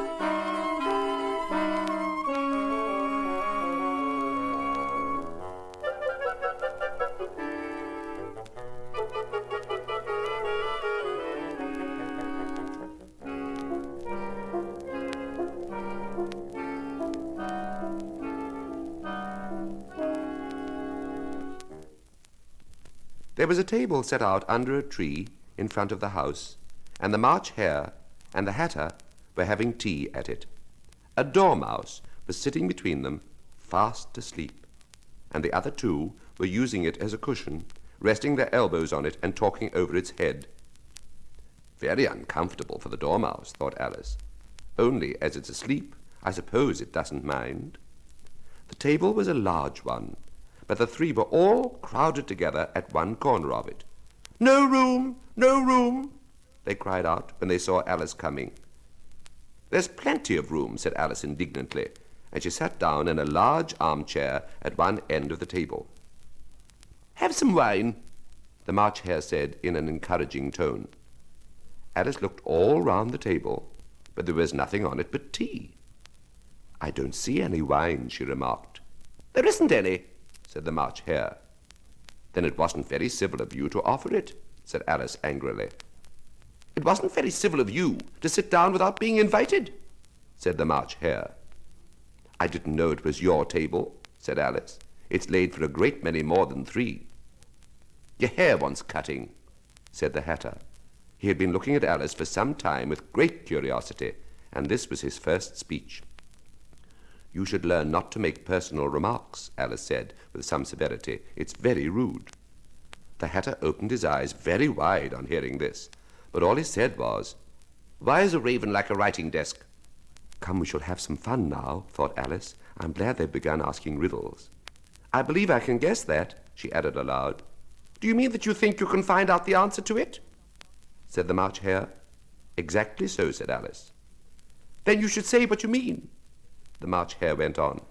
"I do," Alice hastily replied. At least I mean what I say. That's the same thing, you know." "Not the same thing a bit," said the Hatter. "Why, you might just as well say that I see what I eat is the same thing as I eat what I see." "You might just as well say," added the March Hare, "that I like what I get is the same thing as I get what I like." "You might just as well say," added the Dormouse, who seemed to be talking in his sleep, "that I breathe when I sleep is the same thing as I sleep when I breathe." "It is the same thing with you," said the Hatter, and here the conversation dropped, and the party sat silent for a minute, while Alice thought over all she could remember about ravens and writing desks, which wasn't much. The Hatter was the first to break the silence. "What day of the month is it?" he said, turning to Alice. He had taken his watch out of his pocket and was looking at it uneasily, shaking it every now and then and holding it to his ear. Alice considered a little and said, "The 4th. "2 days wrong," sighed the Hatter. "I told you butter wouldn't suit the works," he added, looking angrily at the March Hare. "It was the best butter," the March Hare meekly replied. "Yes, but some crumbs must have got in as well," the Hatter grumbled. "You shouldn't have put it in with the bread knife." The March Hare took the watch and looked at it gloomily. Then he dipped it into his cup of tea and looked at it again. but he could think of nothing better to say than his first remark. "It was the best butter, you know." Alice had been looking over his shoulder with some curiosity. "What a funny watch," she remarked. "It tells the day of the month and doesn't tell what o'clock it is." "Why should it?" muttered the Hatter. "Does your watch tell you what year it is?" "Of course not," Alice replied very readily. "But that's because it stays the same year for such a long time together, which is just the case with mine," said the Hatter. Alice felt dreadfully puzzled. The Hatter's remark seemed to her to have no sort of meaning in it, and yet it was certainly English. "I don't quite understand you," she said, as politely as she could. "The dormouse is asleep again," said the Hatter, and he poured a little hot tea onto its nose. The dormouse shook its head impatiently and said, without opening its eyes, of course, just what I was going to remark myself." "Have you guessed the riddle yet?" the Hatter said, turning to Alice again. "No, I give it up," Alice replied. "What's the answer?" "I haven't the slightest idea," said the Hatter. "Nor I," said the March Hare. Alice sighed wearily. "I think you might do something better with the time," she said, "than wasting it in asking riddles that have no answers." "If you knew time as well as I do," said the Hatter, "you wouldn't talk about wasting it. It's him." "I don't know what you mean," said Alice. "Course you don't," the Hatter said, tossing his head contemptuously. "I dare say you never even spoke to time." "Perhaps not," Alice cautiously replied. "But I know I have to beat time when I learn music." "Ah, that accounts for it," said the Hatter. "He won't stand beating. Now, if you only kept on good terms with him, he'd do almost anything you liked with the clock. For instance, suppose it were 9 o'clock in the morning, just time to begin lessons. You'd only have to whisper a hint to time, and round goes the clock in a twinkling. 1:30, time for dinner." "I only wish it was," the March Hare said to itself in a whisper. "That would be grand, certainly," said Alice thoughtfully. "But then I shouldn't be hungry for it, you know." "Not at first, perhaps," said the Hatter, "but you could keep it to 1:30 as long as you liked." "Is that the way you manage?" Alice asked. The Hatter shook his head mournfully. "Not I," he replied. "We quarrelled last March, just before he went mad, you know," pointing with his teaspoon at the March Hare. "It was at the great concert given by the Queen of Hearts, and I had to sing, 'Twinkle, twinkle, little bat, how I wonder what you're at.' You know the song, perhaps?" "I've heard something like it," said Alice. "It goes on, you know," the Hatter continued, in this way. "Up above the world you fly, like a tea tray in the sky."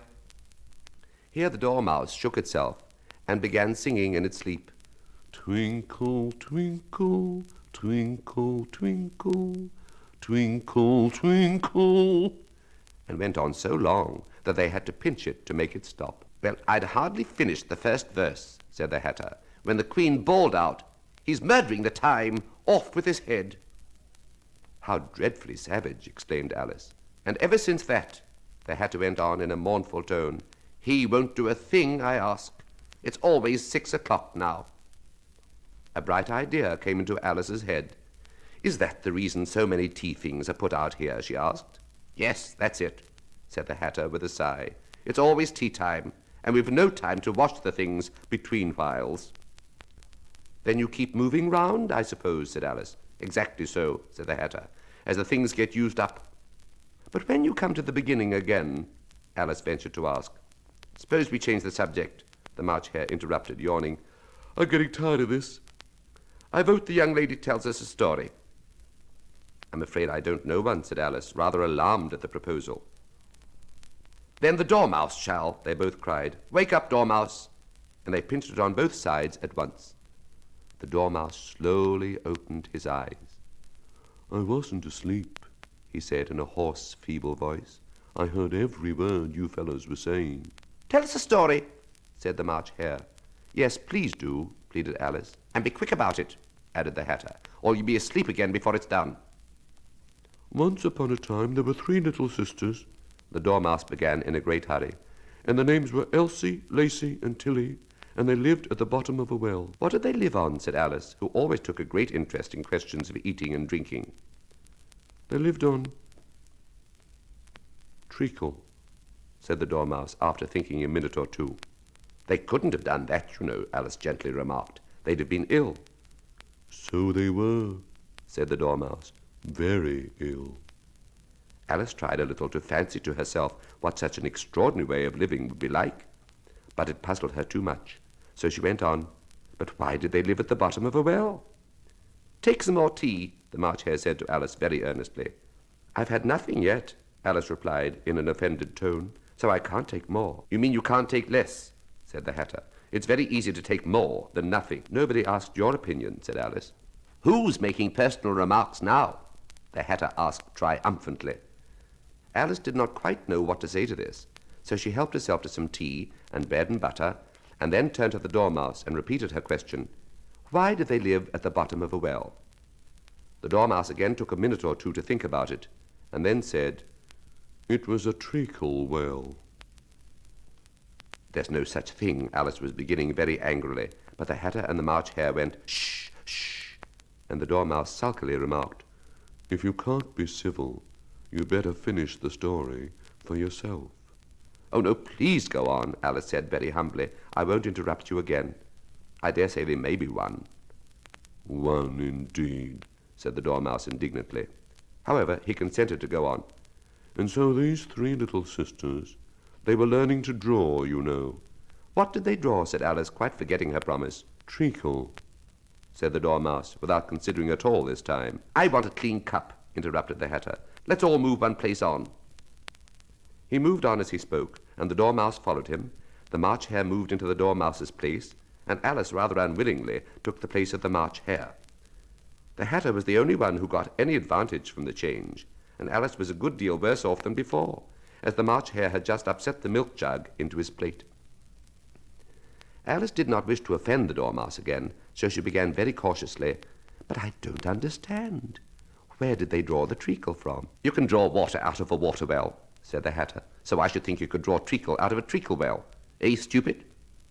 But they were in the well, Alice said to the Dormouse, not choosing to notice this last remark. Of course they were, said the Dormouse. Well in. This answer so confused poor Alice that she let the Dormouse go on for some time without interrupting it. They were learning to draw, the Dormouse went on, yawning and rubbing its eyes, for it was getting very sleepy. And they drew all manner of things, everything that begins with an M. Why with an M? Said Alice. Why not? Said the March Hare. Alice was silent. The Dormouse had closed its eyes by this time and was going off into a doze, but on being pinched by the Hatter, it woke up again with a little shriek and went on, That begins with an M, such as mousetraps, and the moon, and memory, and muchness. You know, you say things are much of a muchness. Did you ever see such a thing as a drawing of a muchness? Really, now you ask me, said Alice, very much confused. I don't think... And you shouldn't talk, said the Hatter. This piece of rudeness was more than Alice could bear. She got up in great disgust and walked off. The Dormouse fell asleep instantly, and neither of the others took the least notice of her going, though she looked back once or twice, half hoping that they would call after her. The last time she saw them, they were trying to put the Dormouse into the teapot. At any rate, I'll never go there again, said Alice, as she picked her way through the wood. It's the stupidest tea party I ever was at in all my life. Just as she said this, she noticed that one of the trees had a door leading right into it. That's very curious, she thought. But everything is curious today. I think I may as well go in at once. And in she went. Once more, she found herself in the long hall and close to the little glass table. Now I'll manage better this time, she said to herself, and began by taking the little golden key and unlocking the door that led into the garden. Then she set to work, nibbling at the mushroom. She had kept a piece of it in her pocket, till she was about a foot high. Then she walked down the little passage, and then she found herself at last in the beautiful garden, among the bright flower beds and the cool fountains.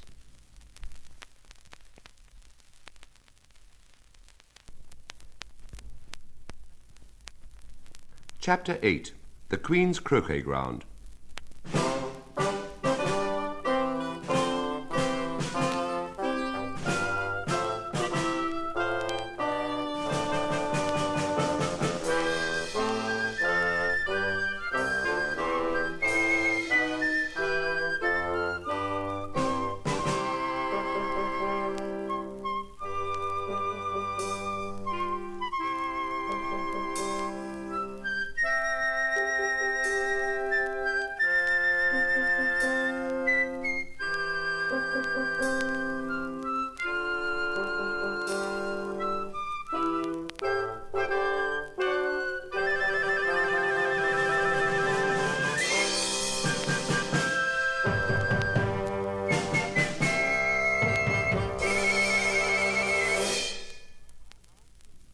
A large rose tree stood near the entrance of the garden.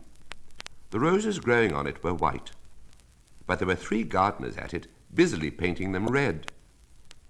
Alice thought this a very curious thing, and she went nearer to watch them, and just as she came up to them, she heard one of them say, "Look out now, 5. Don't go splash and paint over me like that." "I couldn't help it," said 5 in a sulky tone. 7 jogged me elbow. On which 7 looked up and said, "That's right, 5, always lay the blame on others." "You'd better not talk," said 5. "I heard the Queen say only yesterday you deserved to be beheaded." "What for?" said the one who had spoken first. "That's none of your business, 2, said 7. "Yes, it is his business," said 5, "and I'll tell him. It was for bringing the cook tulip roots instead of onions." 7 flung down his brush and had just begun, "Well, of all the unjust things," when his eye chanced to fall upon Alice as she stood watching them, and he checked himself suddenly. The others looked round also, and all of them bowed low. "Would you tell me, please," said Alice, a little timidly, "why you are painting those roses?" 5 and 7 said nothing, but looked at 2. 2 began in a low voice, "Why, the fact is, you see, miss, this here ought to have been a red rose tree, and we put a white one in by mistake. And if the Queen was to find it out, we should all have our heads cut off, you know. So you see, miss, we're doing our best afore she comes to—" At this moment, 5, who had been anxiously looking across the garden, called out, "The Queen! The Queen!" And the 3 gardeners instantly threw themselves flat upon their faces. There was a sound of many footsteps, and Alice looked round, eager to see the Queen. First came 10 soldiers carrying clubs. These were all shaped like the 3 gardeners, oblong and flat, with their hands and feet at the corners. Next, the 10 courtiers. These were ornamented all over with diamonds, and walked 2 and 2 as the soldiers did. After these came the royal children. There were 10 of them, and the little dears came jumping merrily along hand in couples. They were all ornamented with hearts. Next came the guests, mostly kings and queens, and among them Alice recognized the White Rabbit. It was talking in a hurried, nervous manner, smiling at everything that was said, and went by without noticing her. Then followed the Knave of Hearts, carrying the king's crown on a crimson velvet cushion. And last of all this grand procession came the King and the Queen of Hearts. Alice was rather doubtful whether she ought not to lie down on her face like the 3 gardeners, but she could not remember ever having heard of such a rule at processions. And besides, what would be the use of a procession, she thought, if people had all to lie down on their faces so that they couldn't see it? So she stood where she was and waited. When the procession came opposite to Alice, they all stopped and looked at her, and the Queen said severely, "Who is this?" She said it to the Knave of Hearts, who only bowed and smiled in reply. "Idiot!" said the Queen, tossing her head impatiently, and turning to Alice, she went on, "What's your name, child?" "My name is Alice, so please your Majesty," said Alice very politely, but she added to herself, "Why, they're only a pack of cards after all. I needn't be afraid of them." "And who are these?" said the Queen, pointing to the 3 gardeners who were lying round the rose tree. For you see, as they were lying on their faces, and the pattern on their backs was the same as the rest of the pack, she could not tell whether they were gardeners, or soldiers, or courtiers, or 3 of her own children. "How should I know?" said Alice, surprised at her own courage. "It's no business of mine." The Queen turned crimson with fury, and after glaring at her for a moment like a wild beast, began screaming, "Off with her head! Off with—" "Nonsense," said Alice, very loudly and decidedly, and the Queen was silent. The King laid his hand upon her arm and timidly said, "Consider, my dear, she is only a child." The Queen turned angrily away from him and said to the Knave, "Turn them over." The Knave did so, very carefully, with 1 foot. "Get up!" said the Queen in a shrill, loud voice, and the 3 gardeners instantly jumped up and began bowing to the King, the Queen, the royal children, and everybody else. "Leave off that!" screamed the Queen. "You make me giddy." And then turning to the rose tree, she went on, "What have you been doing here?" "May it please your majesty," said two in a very humble tone, going down on one knee as he spoke, "we would try and—" "I see," said the queen, who had meanwhile been examining the roses. "Off with their heads!" And the procession moved on, 3 of the soldiers remaining behind to execute the unfortunate gardeners, who ran to Alice for protection. "You shan't be beheaded," said Alice, and she put them into a large flower pot that stood near. The 3 soldiers wandered about for a minute or two looking for them, and then quietly marched off after the others.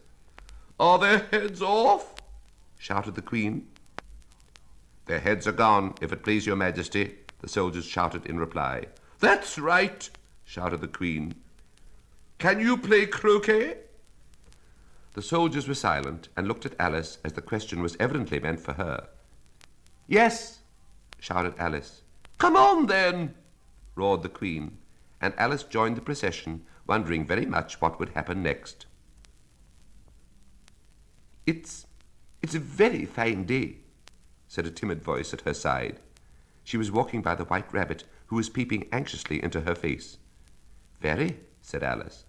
"Where's the Duchess?" "Shh, shh," said the rabbit in a low, hurried tone. He looked anxiously over his shoulder as he spoke, and then raised himself upon tiptoe, put his mouth close to her ear, and whispered, "She's under sentence of execution." "What for?" said Alice. "Did you say what a pity?"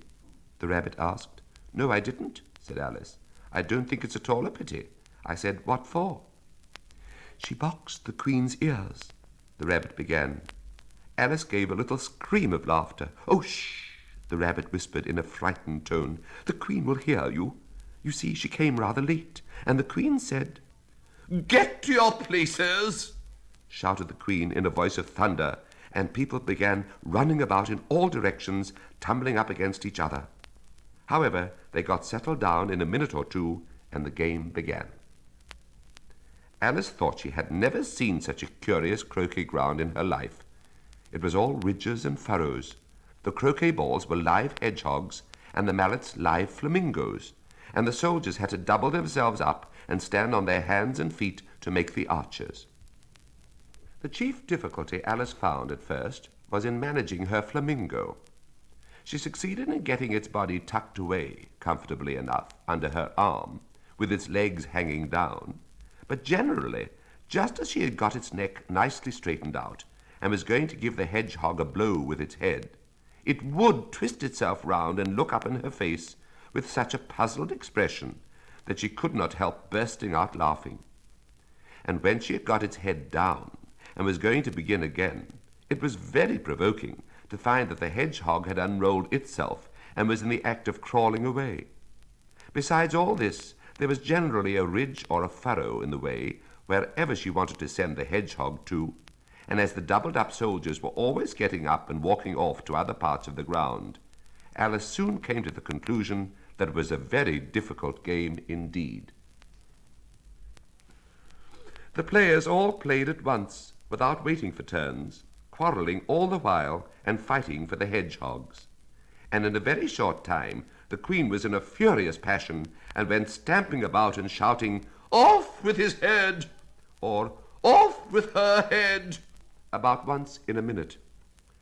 Alice began to feel very uneasy. To be sure, she had not as yet had any dispute with the queen, but she knew that it might happen any minute. And then, thought she, what would become of me? They're dreadfully fond of beheading people here. The great wonder is that there's anyone left alive.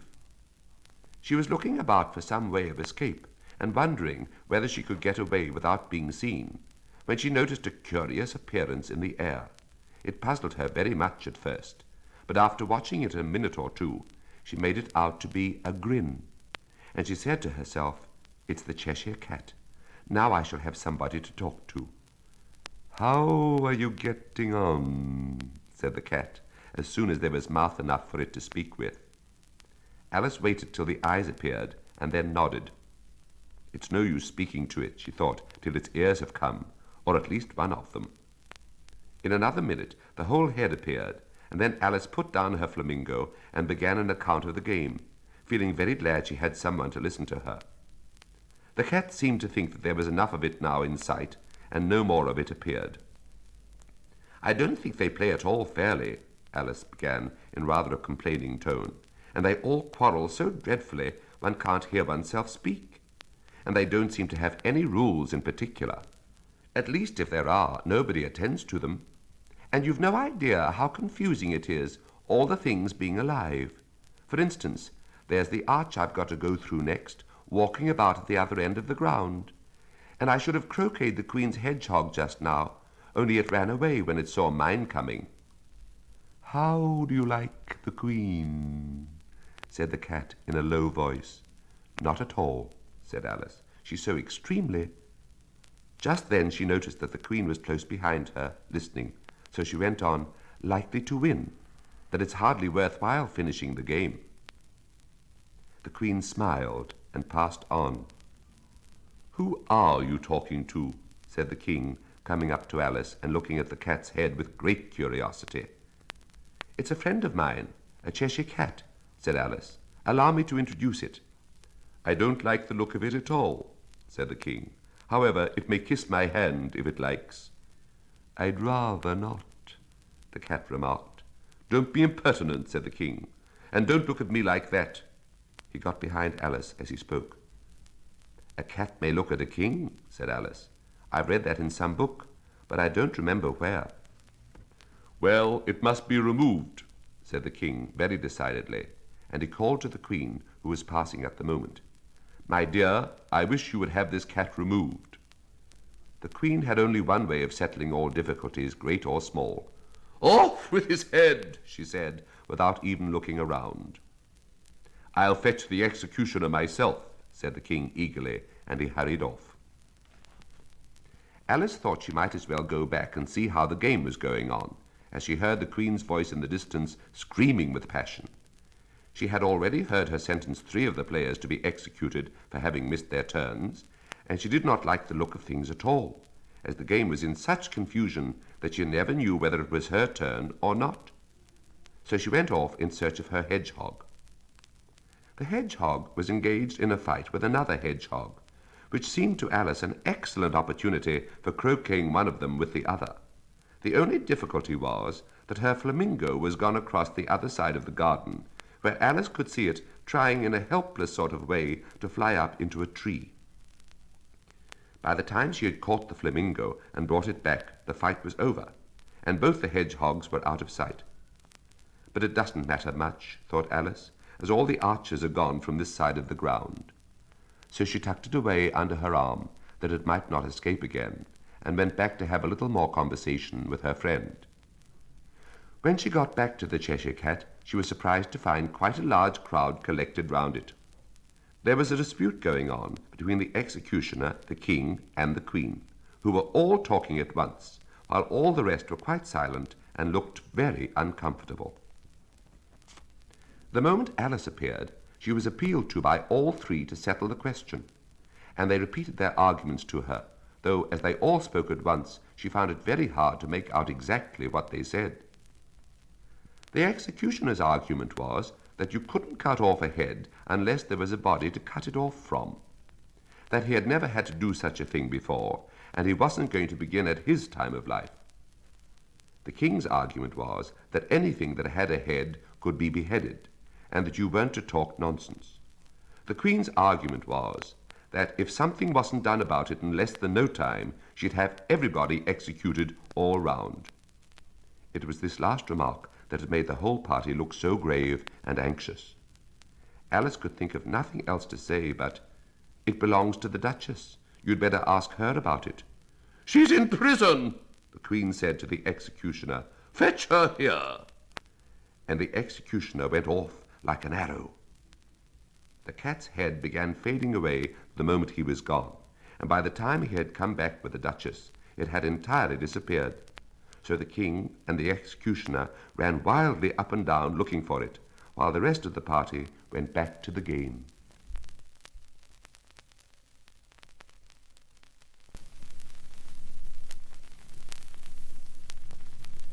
Chapter 9. The Mock Turtle's Story.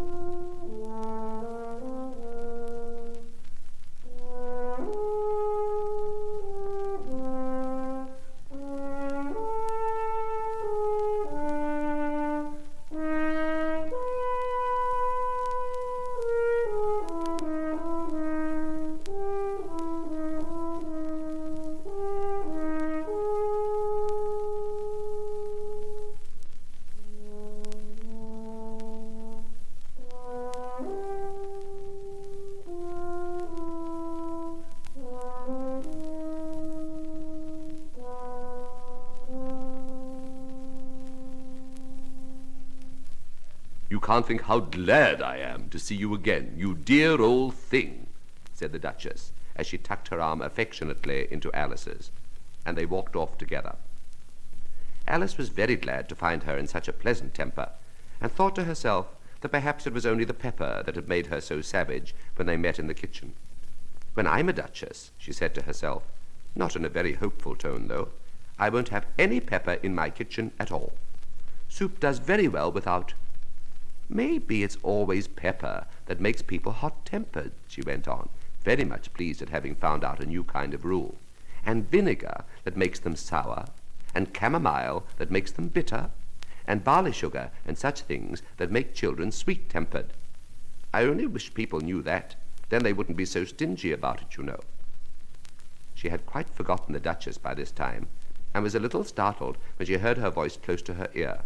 You're thinking about something, my dear, and that makes you forget to talk. I can't tell you just now what the moral of that is, but I shall remember it in a bit. Perhaps it hasn't one, Alice ventured to remark. Tut, tut, child, said the Duchess. Everything's got moral, if only you can find it. And she squeezed herself up closer to Alice's side as she spoke. Alice did not much like her keeping so close to her, first because the Duchess was very ugly, and secondly, because she was exactly the right height to rest her chin on Alice's shoulder, and it was an uncomfortably sharp chin. However, she did not like to be rude, so she bore it as well as she could. The game's going on rather better now, she said, by way of keeping up the conversation a little. 'Tis so, said the Duchess, and the moral of that is, oh, 'tis love, that makes the world go round. Somebody said, Alice whispered, that is done by everybody minding their own business. Ah, well, it means much the same thing, said the Duchess, digging her sharp little chin into Alice's shoulder, as she added, and the moral of that is, take care of the sense, and the sounds will take care of themselves. How fond she is of finding morals in things, Alice thought to herself. I dare say you're wondering why I don't put my arm round your waist, said the Duchess after a pause. The reason is that I'm doubtful about the temper of your flamingo. Shall I try the experiment?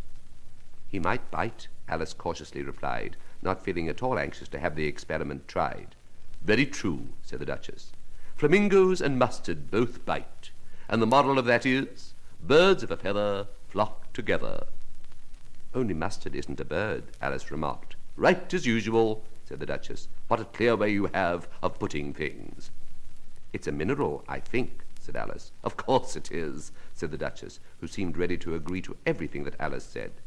There's a large mustard mine near here, and the moral of that is, the more there is of mine, the less there is of yours. Oh, I know, exclaimed Alice, who had not attended to this last remark. It's a vegetable. It doesn't look like one, but it is. I quite agree with you, said the Duchess, and the moral of that is, be what you would seem to be, or, if you'd like to put it more simply, never imagine yourself to be otherwise than what it might appear to others, that what you were or might have been was not otherwise than what you had been would have appeared to them to be otherwise. I think I should understand that better, Alice said very politely, if I had it written down, but I can't quite follow it as you say it. That's nothing to what I could say if I chose, the Duchess replied in a pleased tone. Pray don't trouble yourself to say it any longer than that, said Alice. Oh, don't talk about trouble, said the Duchess. I make you a present of everything I've said as yet. cheap sort of present, thought Alice. I'm glad they don't give birthday presents like that. But she did not venture to say it out loud. Thinking again? The Duchess asked, with another dig of her sharp little chin. I've a right to think, said Alice sharply, for she was beginning to feel a little worried. Just about as much right, said the Duchess, as pigs have to fly, and the more... But here, to Alice's great surprise, the Duchess's voice died away, even in the middle of her favourite word, moral, and the arm that was linked into hers began to tremble. Alice looked up, and there stood the Queen in front of them, with her arms folded, frowning like a thunderstorm. A fine day, Your Majesty, the Duchess began in a low, weak voice. Now I give you fair warning, shouted the Queen, stamping on the ground as she spoke. Either you or your head must be off, and that in about half no time. Take your choice. The Duchess took her choice and was gone in a moment. Let's go on with the game, the Queen said to Alice, and Alice was too much frightened to say a word, but slowly followed her back to the Croquet-Ground. The other guests had taken advantage of the Queen's absence and were resting in the shade. However, the moment they saw her, they hurried back to the game, the Queen merely remarking that a moment's delay would cost them their lives. All the time they were playing, the Queen never left off quarrelling with the other players and shouting, "Off with his head!" or "Off with her head!" Those whom she sentenced were taken into custody by the soldiers, who of course had to leave off being archers to do this, so that by the end of half an hour or so there were no archers left, and all the players, except the King, the Queen, and Alice, were in custody and under sentence of execution. Then the Queen left off, quite out of breath, and said to Alice, "Have you seen the mock turtle yet?" "No," said Alice. "I don't even know what a mock turtle is." "It's the thing mock turtle soup is made from," said the Queen. "I never saw one or heard of one," said Alice. "Come on, then," said the Queen, "and he shall tell you his history." As they walked off together, Alice heard the King say in a low voice to the company generally, "You are all pardoned." "Come, that's a good thing," she said to herself, for she had felt quite unhappy at the number of executions the Queen had ordered. They were very soon upon a griffin, lying fast asleep in the sun. If you don't know what a griffin is, look at the picture. "Up, lazy thing," said the Queen, "and take this young lady to see the mock turtle, and to hear his history. I must go back and see after some executions I have ordered." And she walked off, leaving Alice alone with the griffin. Alice did not quite like the look of the creature, but on the whole she thought it would be quite as safe to stay with it as to go after that savage Queen, so she waited. The griffin sat up and rubbed his eyes. Then it watched the Queen till she was out of sight. Then it chuckled. "What fun!" said the griffin, half to itself, half to Alice. "What is the fun?" said Alice. Why, she, said the griffin. It's all a fancy, that. They never execute nobody, you know. Come on. Everybody says, "Come on," here, thought Alice, as she went slowly after it. I never was so ordered about before in all my life. Never.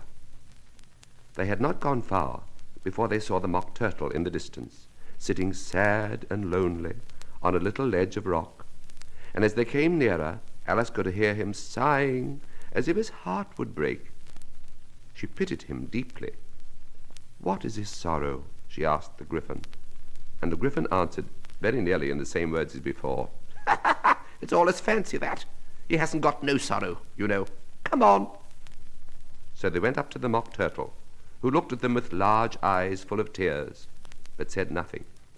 "This here young lady," said the griffin, "she wants for to know your history, she do." I'll tell it her, said the mock turtle in a deep, hollow tone. Sit down, both of you, and don't speak a word till I've finished. So they sat down, and nobody spoke for some minutes. Alice thought to herself, I don't see how he can ever finish if he doesn't begin.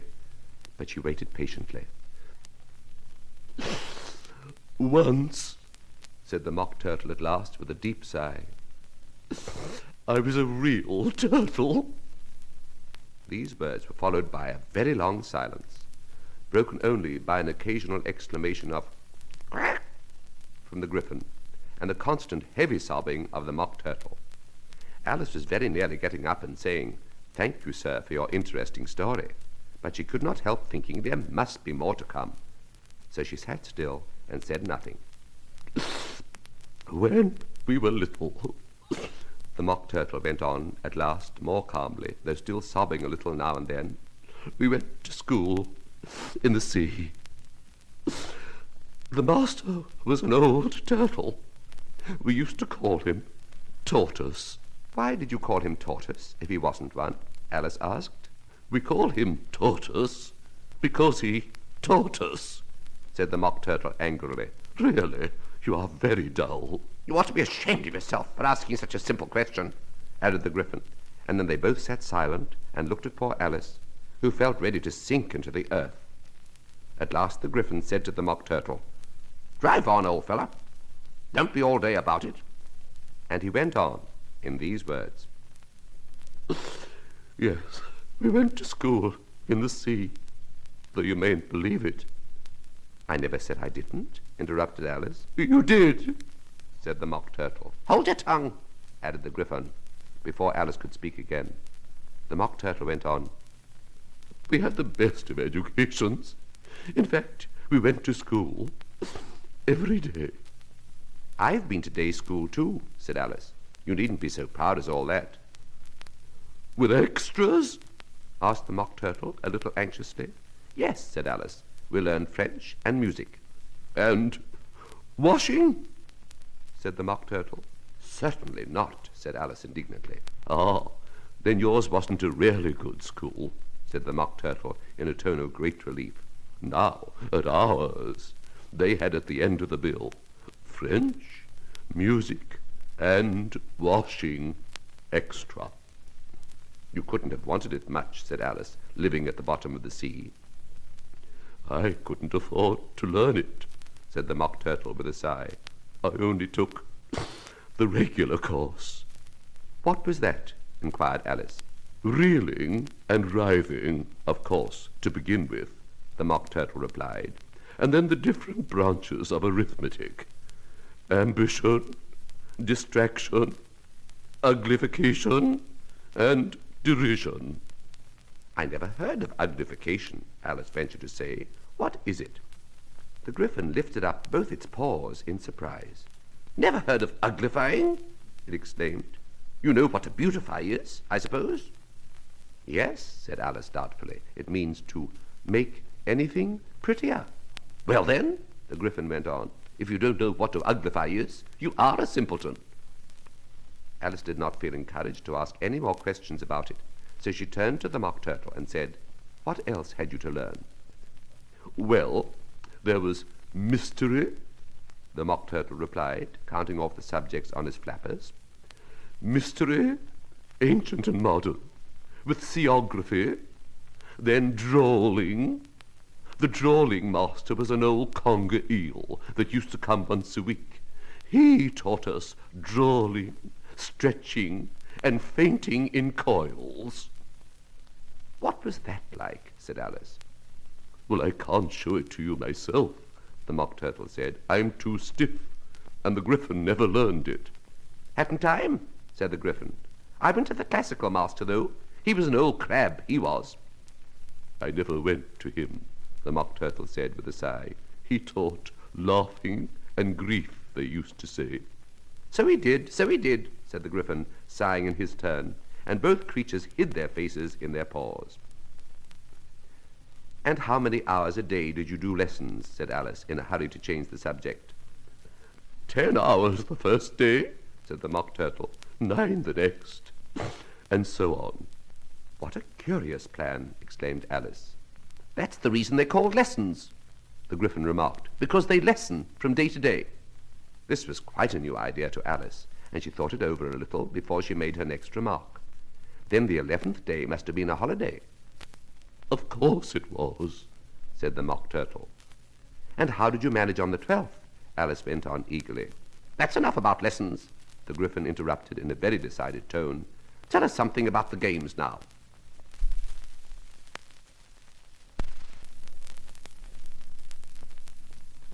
Chapter 10. The Lobster Quadrille.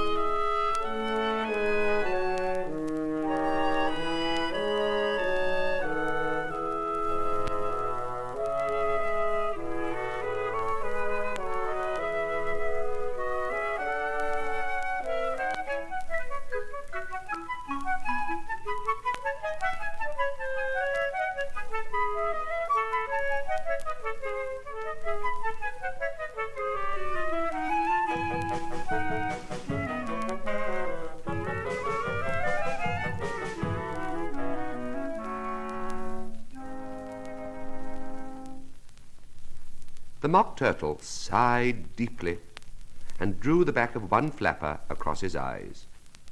He looked at Alice and tried to speak, but for a minute or two sobs choked his voice. "Same as if he had a bone in his throat," said the Gryphon, and it set to work shaking him and punching him in the back. At last the Mock Turtle recovered his voice, and with tears running down his cheeks, he went on again. "You may not have lived much under the sea." "I haven't," said Alice. "And perhaps you were never even introduced to a lobster." Alice began to say, "I once tasted," but checked herself hastily and said, "No, never." "So you can have no idea what a delightful thing a lobster quadrille is." "No, indeed," said Alice. "What sort of a dance is it?" "Why," said the Gryphon, "you first form into a line along the seashore." "2 lines," cried the Mock Turtle. "Seals, turtles, salmon, and so on.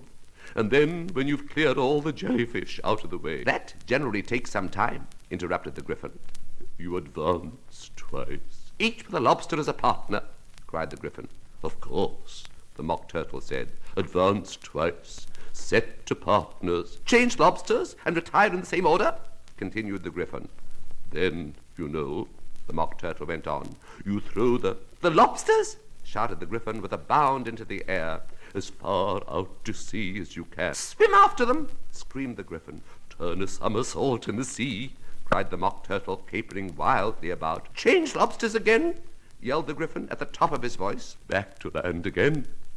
And that's all the first figure," said the Mock Turtle, suddenly dropping his voice, and the two creatures who had been jumping about like mad things all this time sat down again very sadly and quietly and looked at Alice. "It must be a very pretty dance," said Alice timidly. "Would you like to see a little of it?" said the Mock Turtle. "Very much indeed," said Alice. "Come, let's try the first figure," said the Mock Turtle to the Gryphon. "We can do it without lobsters, you know. Which shall sing?" "Oh, you sing," said the Gryphon. "I've forgotten the words."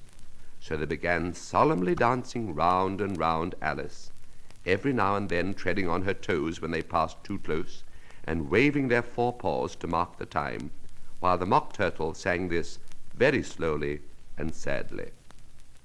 "Will you walk a little faster?" said the whiting to the snail. "There's a porpoise close behind us, and he's treading on my tail.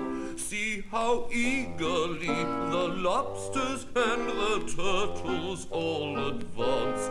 They are waiting on the shingle. Will you come and join the dance?"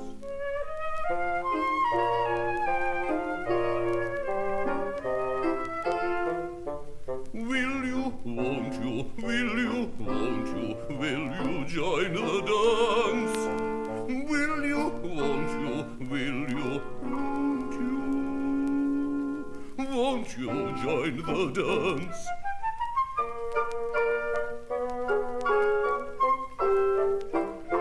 You can really have no notion how delightful it will be when they take us up and throw us with the lobsters out to sea. But the snail replied, "Too far, and gave a look askance. Said he thanked the whiting kindly, but he would not join the dance.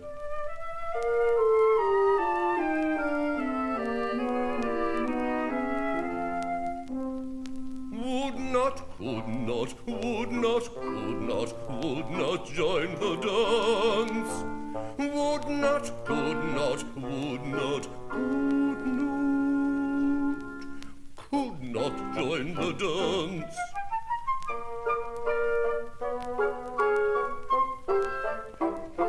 What matters it how far we go? His scaly friend replied, there is another shore, you know, on the other side. Her father off from England, the nearer is to France.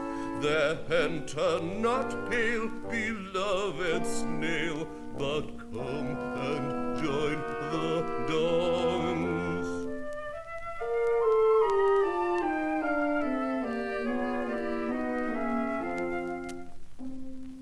Will you, won't you, will you, won't you, will you join the dance? Will you, won't you, will you, won't you join the dance?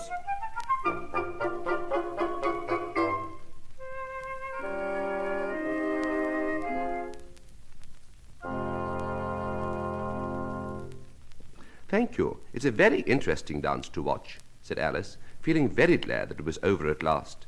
And I do so like that curious song about the whiting. Oh, as to the whiting, said the Mock Turtle, you've seen them, of course. Yes, said Alice, I've often seen them at din... She checked herself hastily. I don't know where din may be, said the Mock Turtle, but if you've seen them so often, of course you know what they're like. I believe so, Alice replied thoughtfully. They have their tails in their mouths, and they're all over crumbs. You're wrong about the crumbs, said the Mock Turtle. Crumbs would all wash off in the sea. But they have their tails in their mouths, and the reason is... Here the Mock Turtle yawned and shut his eyes. Tell her about the reason and all that, he said to the Gryphon. The reason is, said the Gryphon, that they would go with the lobsters to the dance. So they got thrown out to sea. So they had to fall a long way. So that they got their tails fast in their mouths. So they couldn't get them out again. That's all. Thank you, said Alice. It's very interesting. I never knew so much about a whiting before. I can tell you more than that, if you like, said the Gryphon.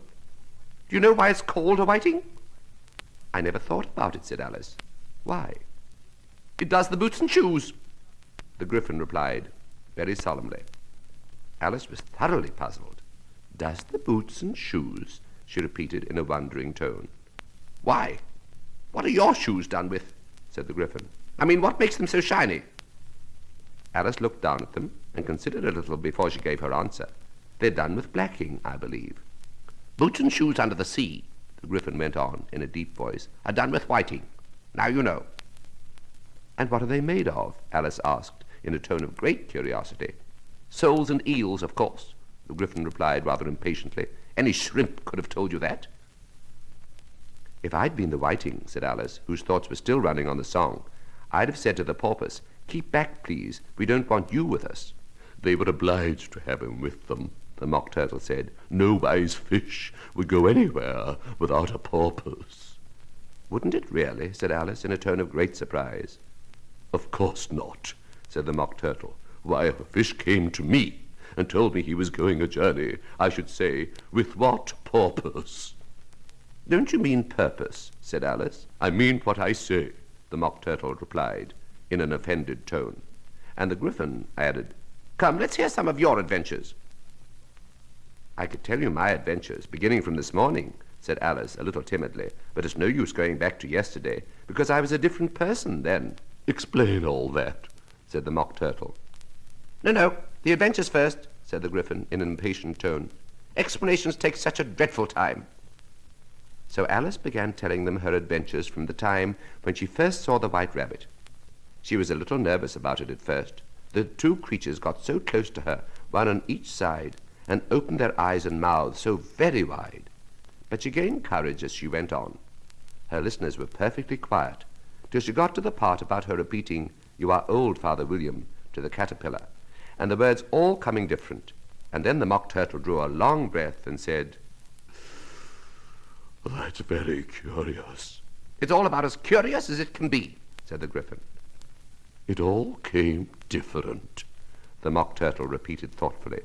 I should like to hear her try and repeat something now. Tell her to begin. He looked at the Gryphon as if he thought it had some kind of authority over Alice. Stand up and repeat.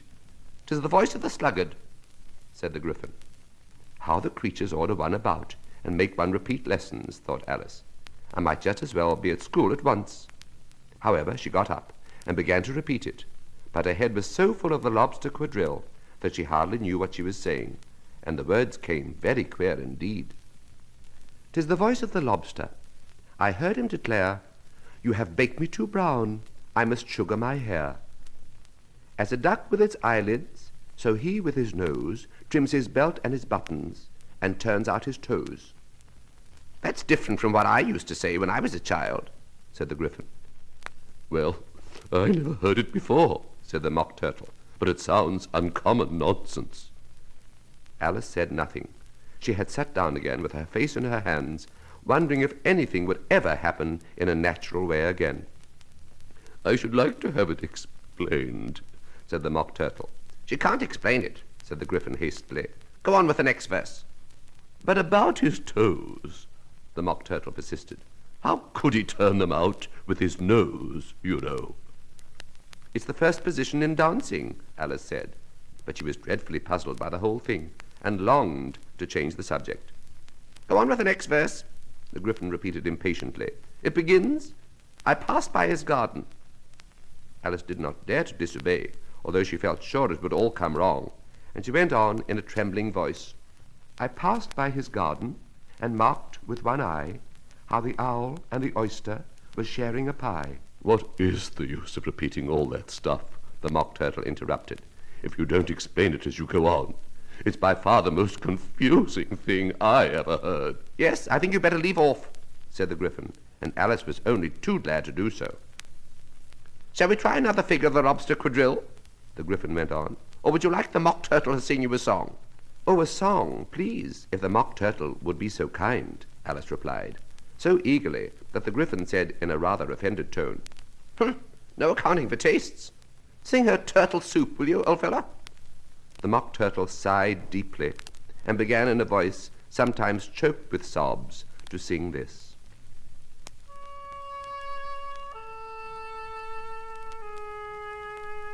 Beautiful soup, so rich and green, waiting in a hot tureen.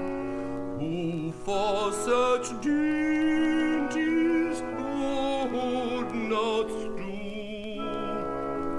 Soup of the evening, beautiful soup,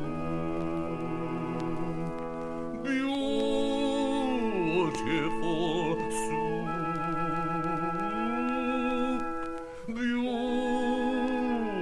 beautiful soup, soup of the evening, beautiful, beautiful soup.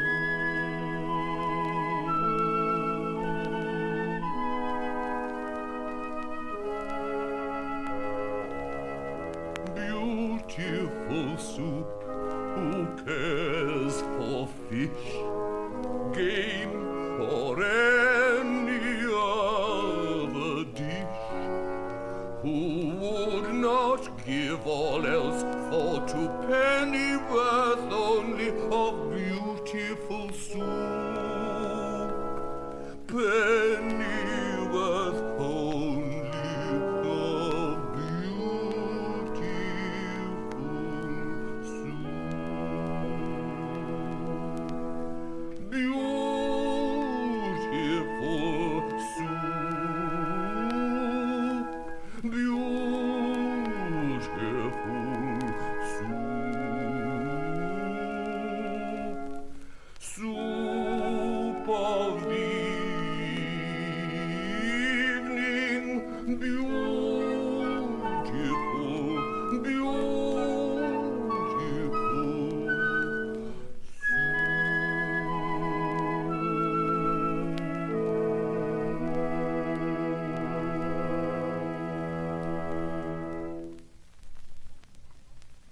"Chorus again," cried the Gryphon, and the Mock Turtle had just begun to repeat it when a cry of, "The trial's beginning," was heard in the distance. "Come on," cried the Gryphon, and taking Alice by the hand, it hurried off without waiting for the end of the song. "What trial is it?" Alice panted as she ran, but the Gryphon only answered, "Come on," and ran the faster, while more and more faintly came, carried on the breeze that followed them, the melancholy words,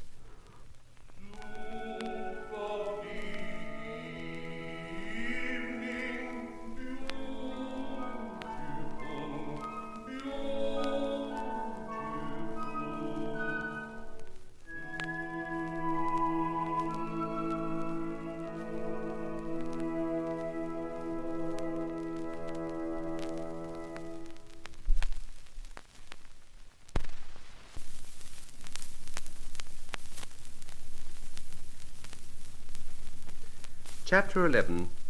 Who Stole the Tarts?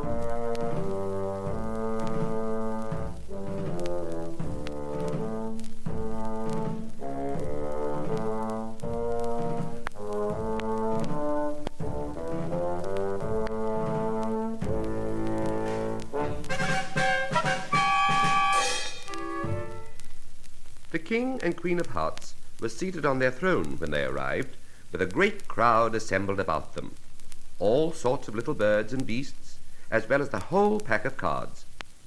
The knave was standing before them in chains, with a soldier on each side to guard him, and near the king was the white rabbit, with a trumpet in one hand and a scroll of parchment in the other.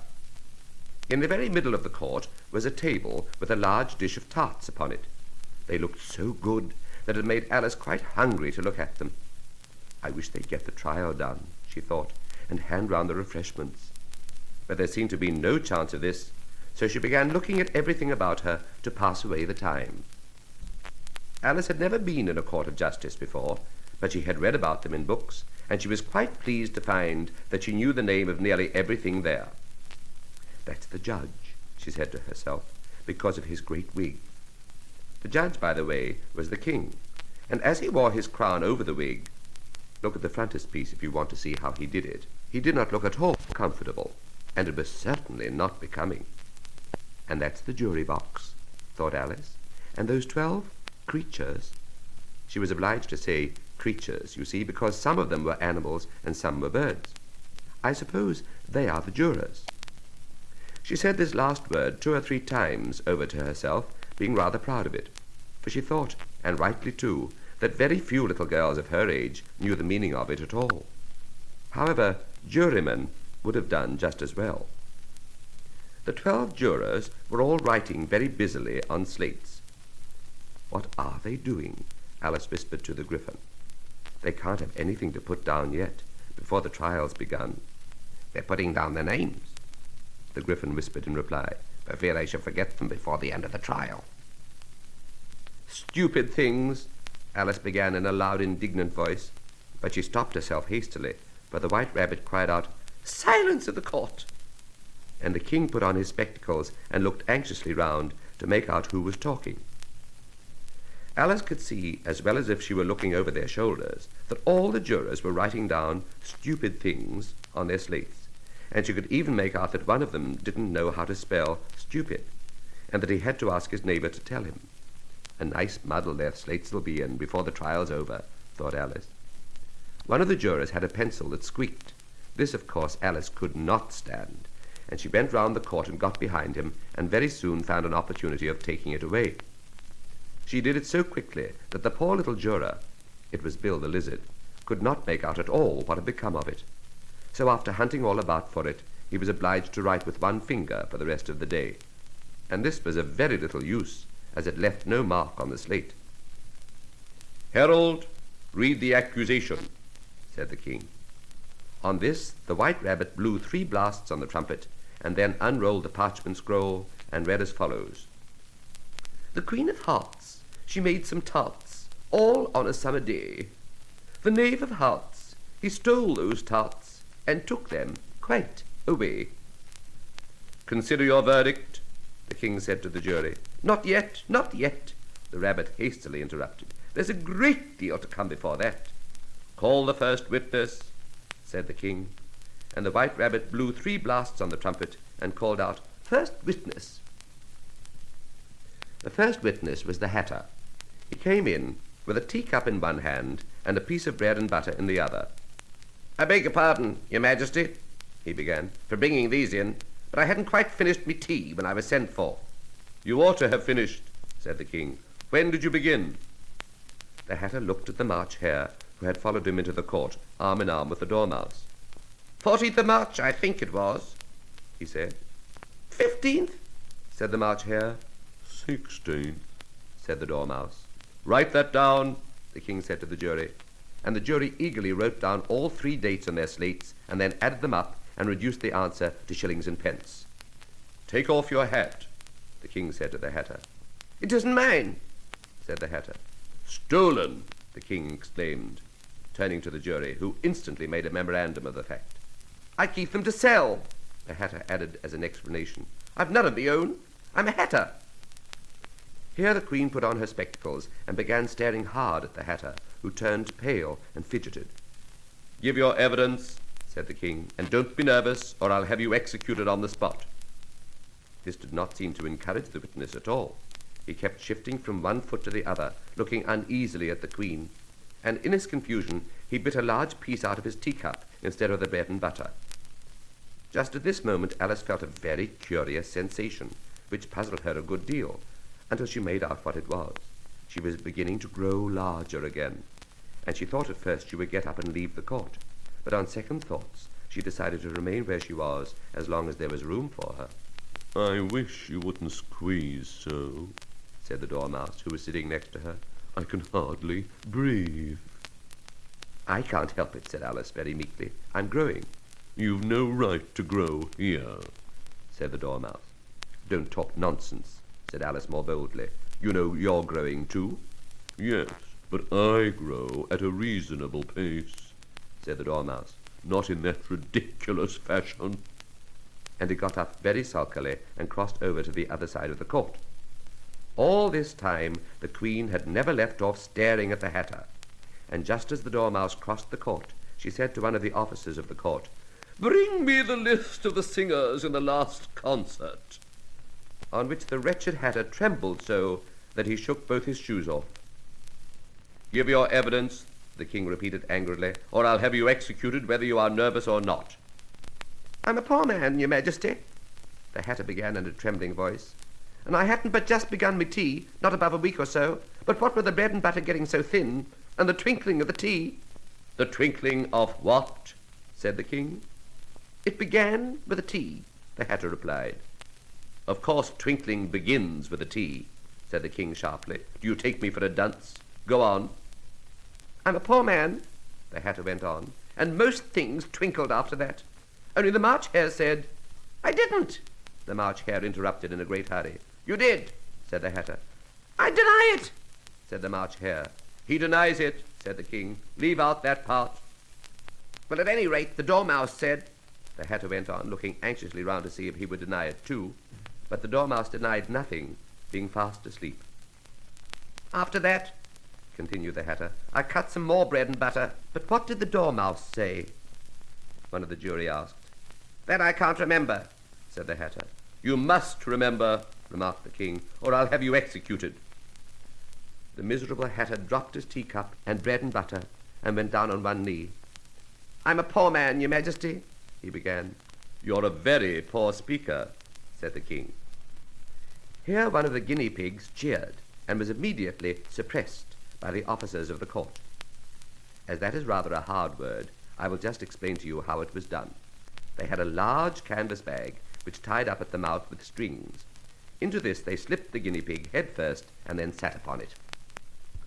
I'm glad I've seen that done, thought Alice. I've so often read in the newspapers at the end of trials there was some attempt at applause which was immediately suppressed by the officers of the court, and I never understood what it meant till now. If that's all you know about it, you may stand down, continued the king. I can't go no lower, said the Hatter. I'm on the floor as it is. Then you may sit down, the king replied. Here the other guinea pig cheered and was suppressed. Come, that finishes the guinea pigs, thought Alice. Now we shall get on better. I'd rather finish me tea, said the Hatter, with an anxious look at the Queen, who was reading the list of singers. You may go, said the king, and the Hatter hurriedly left the court without even waiting to put his shoes on. And just take his head off outside, the Queen added to one of the officers, but the Hatter was out of sight before the officer could get to the door. Call the next witness, said the king. The next witness was the Duchess's cook. She carried the pepper box in her hand, and Alice guessed who it was, even before she got into the court, by the way the people near the door began sneezing all at once. Give your evidence, said the king. Shan't, said the cook. The king looked anxiously at the White Rabbit, who said in a low voice, Your Majesty must cross-examine this witness. Well, if I must, the king said with a melancholy air, and after folding his arms and frowning at the cook till his eyes were nearly out of sight, he said in a deep voice, What are tarts made of? Pepper mostly, said the cook. Treacle, said a sleepy voice behind her. Collar that dormouse, the Queen shrieked out. Behead that dormouse! Turn that dormouse out of court! Suppress him! Pinch him! Off with his whiskers! For some minutes the whole court was in confusion, getting the dormouse turned out, and by the time they had settled down again, the cook had disappeared. Never mind, said the king, with an air of great relief. Call the next witness. And he added in an undertone to the Queen, Really, my dear, you must cross-examine the next witness. It quite makes my forehead ache. Alice watched the White Rabbit as he fumbled over the list, feeling very curious to see what the next witness would be like. But I haven't got much evidence yet, she said to herself. Imagine her surprise when the White Rabbit read out at the top of his shrill little voice the name Alice.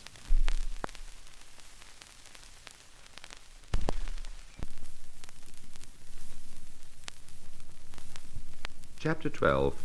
Alice's Evidence.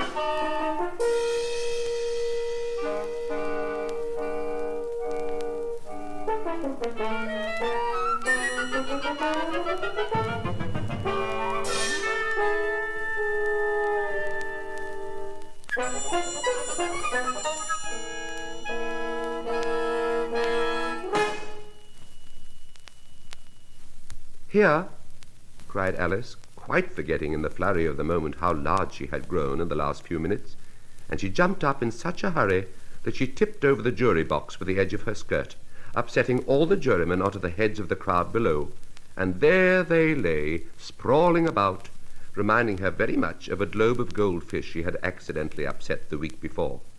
Oh, I beg your pardon, she exclaimed in a tone of great dismay, and began picking them up again as quickly as she could, for the accident of the goldfish kept running in her head, and she had a vague sort of idea that they must be collected at once and put back into the jury box, or they would die. The trial cannot proceed, said the king in a very grave voice, until all the jurymen are back in their proper places. All, he repeated with great emphasis, looking hard at Alice as he said so. Alice looked at the jury box and saw that in her haste she had put the lizard in head downwards, and the poor little thing was waving its tail about in a melancholy way, being quite unable to move. She soon got it out again and put it right. Not that it signifies much, she said to herself. I should think it would be quite as much use in the trial one way up as the other. As soon as the jury had a little recovered from the shock of being upset, and their slates and pencils had been found and handed back to them, they set to work very diligently to write out a history of the accident, all except the lizard, who seemed too much overcome to do anything but sit with its mouth open, gazing up into the roof of the court. "What do you know about this business?" the king said to Alice. "Nothing," said Alice. "Nothing whatever?" persisted the king. "Nothing whatever," said Alice. "That's very important," the king said, turning to the jury. They were just beginning to write this down on their slates when the White Rabbit interrupted. "Unimportant, your majesty means, of course," he said in a very respectful tone, but frowning and making faces at him as he spoke. "Unimportant, of course, I meant," the king hastily said, and went on to himself in an undertone. "Important, unimportant, unimportant, important," as if he were trying which word sounded best. Some of the jury wrote it down important, and some unimportant.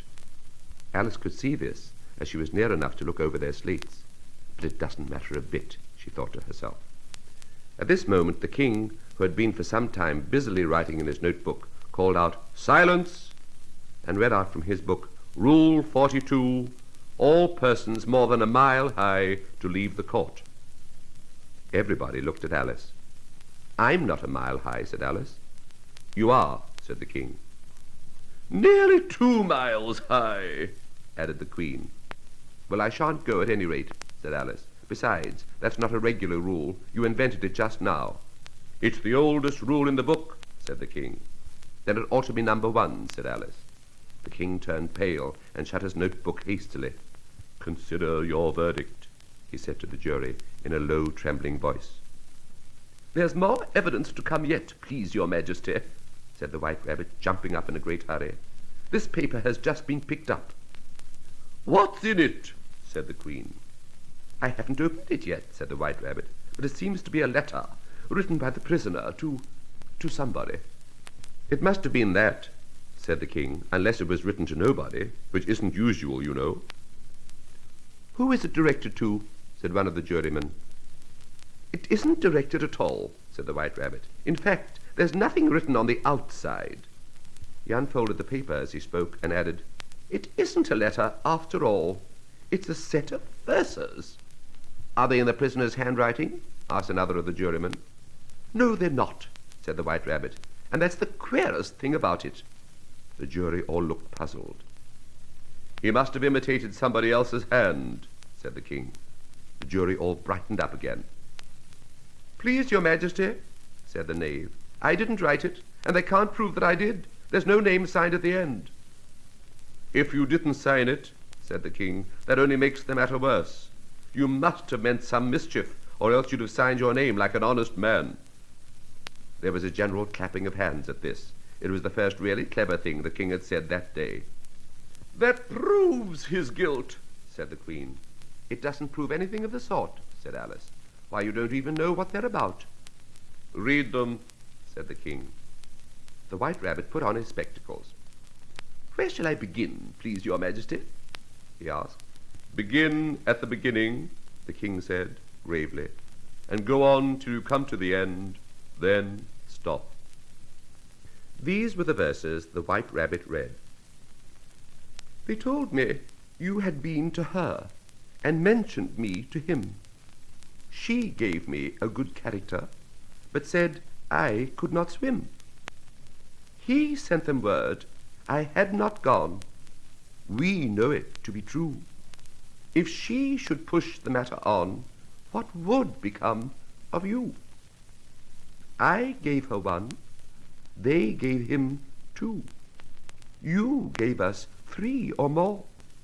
They all returned from him to you, though they were mine before. If I or she should chance to be involved in this affair, he trusts to you to set them free, exactly as we were. My notion was that you had been, before she had this fit, an obstacle that came between him and ourselves and it. Don't let him know she liked them best, for this must ever be a secret kept from all the rest between yourself and me." "That's the most important piece of evidence we've heard yet," said the king, rubbing his hands. "So now let the jury—" "If any one of them can explain it," said Alice. She had grown so large in the last few minutes that she wasn't a bit afraid of interrupting him. "I'll give him 6pence. I don't believe there's an atom of meaning in it." The jury all wrote down on their slates, "She doesn't believe there's an atom of meaning in it," but none of them attempted to explain the paper. "If there's no meaning in it," said the king, "that saves a world of trouble, you know, as we needn't try to find any. And yet, I don't know," he went on, spreading out the verses on his knee and looking at them with one eye. "I seem to see some meaning in them after all. Said I could not swim. You can't swim, can you?" he added, turning to the knave. The knave shook his head sadly. "Do I look like it?" he said, which he certainly did not, being made entirely of cardboard. "All right so far," said the king, and he went on muttering over the verses to himself. "We know it to be true. That's the jury, of course. I gave her 1, they gave him 2. Why, that must be what he did with the tarts, you know. But it goes on. They all returned from him to you," said Alice. "Why, there they are," said the king triumphantly, pointing to the tarts on the table. "Nothing can be clearer than that. Then again, before she had this fit. You never had fits, my dear, I think?" he said to the queen. "Never!" said the queen furiously, throwing an inkstand at the lizard as she spoke. The unfortunate little Bill had left off writing on his slate with one finger, as he found it made no mark. But he now hastily began again, using the ink that was trickling down his face as long as it lasted. "Then the words don't fit you," said the king, looking round the court with a smile. There was a dead silence.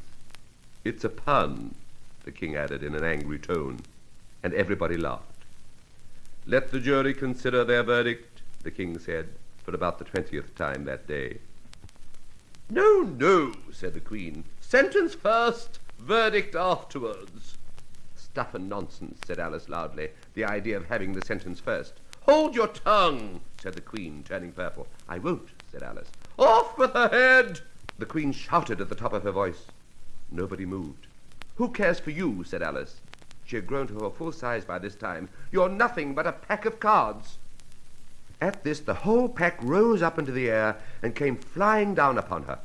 She gave a little scream, half of fright and half of anger, and tried to beat them off, and found herself lying on the bank with her head in the lap of her sister, who was gently brushing away some dead leaves that had fluttered down from the trees onto her face. "Wake up, Alice dear," said her sister. "Why, what a long sleep you've had." "Oh, I've had such a curious dream," said Alice, and she told her sister, as well as she could remember them, all these strange adventures of hers that you have just been reading about. And when she had finished, her sister kissed her and said, "It was a curious dream, dear, certainly. But now run into your tea. It's getting late." So Alice got up and ran off, thinking while she ran, as well she might, what a wonderful dream it had been.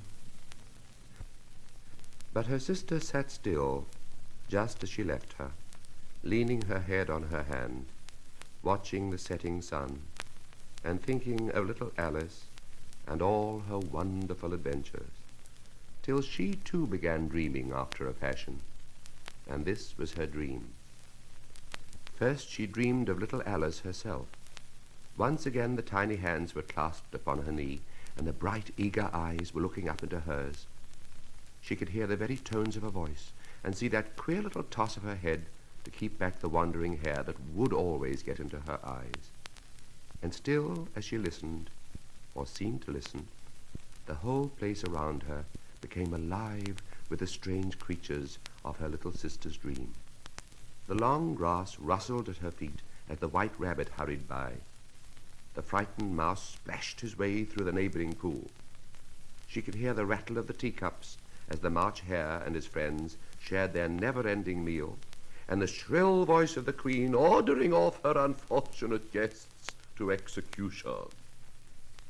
Once more the pig baby was sneezing on the Duchess's knee, while plates and dishes crashed around it. Once more the shriek of the griffin, the squeaking of the lizard's slate pencil, and the choking of the suppressed guinea pigs filled the air, mixed up with the distant sob of the miserable mock turtle. So she sat on, with closed eyes, and half believed herself in Wonderland, though she knew she had but to open them again, and all would change to dull reality. The grass would be only rustling in the wind, and the pool rippling to the waving of the reeds. The rattling teacups would change to tinkling sheep bells, and the queen's shrill cries to the voice of the shepherd boy, and the sneeze of the baby, the shriek of the griffin, and all the other queer noises would change, she knew, to the confused clamor of the busy farmyard, while the lowing of the cattle in the distance would take the place of the mock turtle's heavy sobs. Lastly, she pictured to herself how this same little sister of hers would, in the aftertime, be herself a grown woman, and how she would keep, through all her riper years, the simple and loving heart of her childhood, and how she would gather about her other little children, and make their eyes bright and eager with many a strange tale, perhaps even with the dream of Wonderland of long ago, and how she would feel with all their simple sorrows, and find a pleasure in all their simple joys, remembering her own child life and the happy summer days.